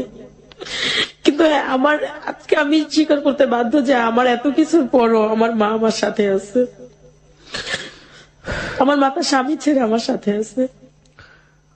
আপনার মা ধরেন কিছুদিন পরে তার স্বামীর কাছে ফিরে গেল, কেউ আপনার সাথে নেই এবং এই মানুষগুলোর মুখে অন্ন জড়ছে না, আগের মতোই অবস্থা, তারপরেও কি আপনি তাদেরকে দেখবেন? সারা জীবন তাদেরকে দেখবো। আমি যদি কারোর জীবনেও যাই, কারো সংসারেও যাই, তারপরও আমি তাদেরকেই দেখবো। আমার সবকিছু ফেলে আমি আমার এই বোনটা, যতদিন আমার বোনটার বিয়ে না হচ্ছে, যতদিন আমার ভাইটার বড় না হচ্ছে, কাজের ব্যবস্থা না হচ্ছে, ততদিন আমার মা যতদিন বেঁচে আছে, আমি ততদিন তাদেরকে দেখবো। এই সমাজে ভালো লোকের মানুষের সংখ্যাও বেশি, কিন্তু তারা অনেক বেশি সাইলেন্স থাকে। আজকে আপনি হ্যালো 8920 এসে আপনার জীবনের যে কথাগুলো আপনি বললেন, এই কথাগুলোই তো অনেক সময় নেগেটিভ হয়ে যেতে পারে আপনার বোনের বিয়ের জন্য। আপনি এটা কখনো ভেবেছেন? নেগেটিভ হবে না, কারণ হচ্ছে কি, যে আমার হতে পারে, কার ভাগ্যে ভাইয়া কি আছে আমি কিন্তু জানি না, কিন্তু তারপরও যদি কোনো ভালো মানুষ এই পৃথিবীতে থেকে থাকে আমার বোনকে বিয়ে করবে। আমার বোনের এখন আমি বিয়ে দেবো না। আরো সে এখন ম্যাট্রিক পরীক্ষা দিচ্ছে, সে আরো লেখাপড়া করবে। আমার স্বপ্ন আছে আমার বোনটাকে আমি লেখাপড়া করাবো। আমি জানি একদিন আমার পাশে কেউ থাকবে না, ভাই বোন সবাই আমার সাথে প্রতারণা করবে, কিন্তু কেউ বলুক না বলুক, এতটুকু তাদের মনে থাকবে যে আমার বোন একদিন আমাদেরকে লেখাপড়া করাইছে। আমার বাবা 3.5 লক্ষ টাকা দেনা ছিল, আমি তা দিছি। আমি আমার দোকানটা আমি লোন উঠায় করছি, 40,000 টাকা লোন উঠাইছি। আমার ফ্রেন্ড আমাকে 20,000 টাকা দিচ্ছে, তারপরে তো প্রতি সপ্তাহে খরচ দিচ্ছে, আমার বেতনের টাকা আছে। আমি সবকিছু মিলে আমি আমার দোকানটা দিচ্ছি। অনেক স্বপ্ন ছিল আমি দোকানটা বড় করবো, কিন্তু আমার বাবা আমাকে সেই স্বপ্নটা তো পূরণ করতে দেয়নি। সে আমাকে ডাইরেক্ট বলছে যে এই দোকান তার, আমার না। আমি বলেছিলাম যে অনেক দুর্বল হয়ে গেছে আসলে গল্প শুনতে শুনতে। কি শিখবো জীবনের গল্প থেকে, আজকের এই জীবনের গল্প থেকে, এবং সেই জন্য আমাদেরকে এ পর্যন্ত শুনতে হয়েছে।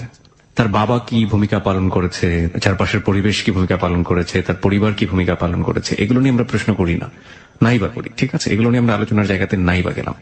ওর একটা ভূমিকা আজকে আমাদেরকে অনেক কিছু শিখিয়েছে, সেটাকে আমি একটা প্রশ্নের মাধ্যমে ক্লিয়ার করে দিচ্ছি আপনাকে। আচ্ছা, আপনার প্রতি এত খারাপ আচরণ করলো, এত খারাপ আচরণ করলো, আপনি একের পর এক কষ্ট পাচ্ছেন, আগুনে পুড়ছেন, তারপর আপনি কেন মনে করেন যে আপনার বাবা বা আপনার ফ্যামিলিকে আপনি এত কষ্ট করে হলো, এত স্যাক্রিফাইস করে হলো আপনি দেখা উচিত? কারণ হচ্ছে যে আমার বাবা এখন আর জুয়া খেলে না। আমি যদি ওদেরকে না দেখি, আমার বাবা কি করবে আমি সেটা বলবো না, সে কি করতে পারে সেটাও আমি বলবো না, কিন্তু আমার মা হয়তোবা এই বয়সে সে হয়তোবা বিভিন্ন কারখানায় কাজ করতে নেমে যাবে।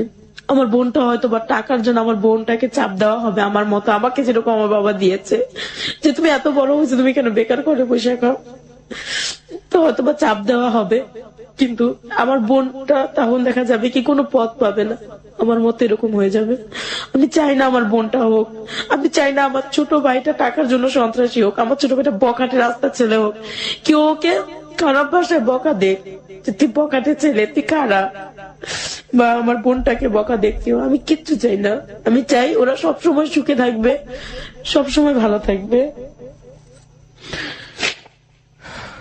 প্রিয় শ্রোতা, এই হচ্ছে লেসন, এই হচ্ছে লাবণ্যের জীবনের গল্প।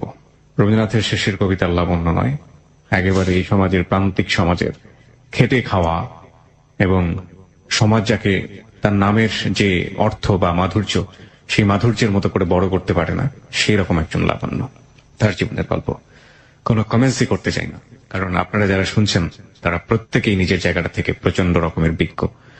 আমরা শুধু প্রত্যাশা করতে পারি লাবণ্য যে ভবিষ্যৎ স্বপ্নটা দেখে, সেই স্বপ্নের মধ্যে সে নিজে নেই, সেই স্বপ্নের মধ্যে এখনো তার পরিবার, যে পরিবার তাকে ঠিকমতো বড় হতে দেয়নি, সেই পরিবারের মঙ্গল হোক, তাহলেই হয়তো লাবণ্যের বিজয় হবে।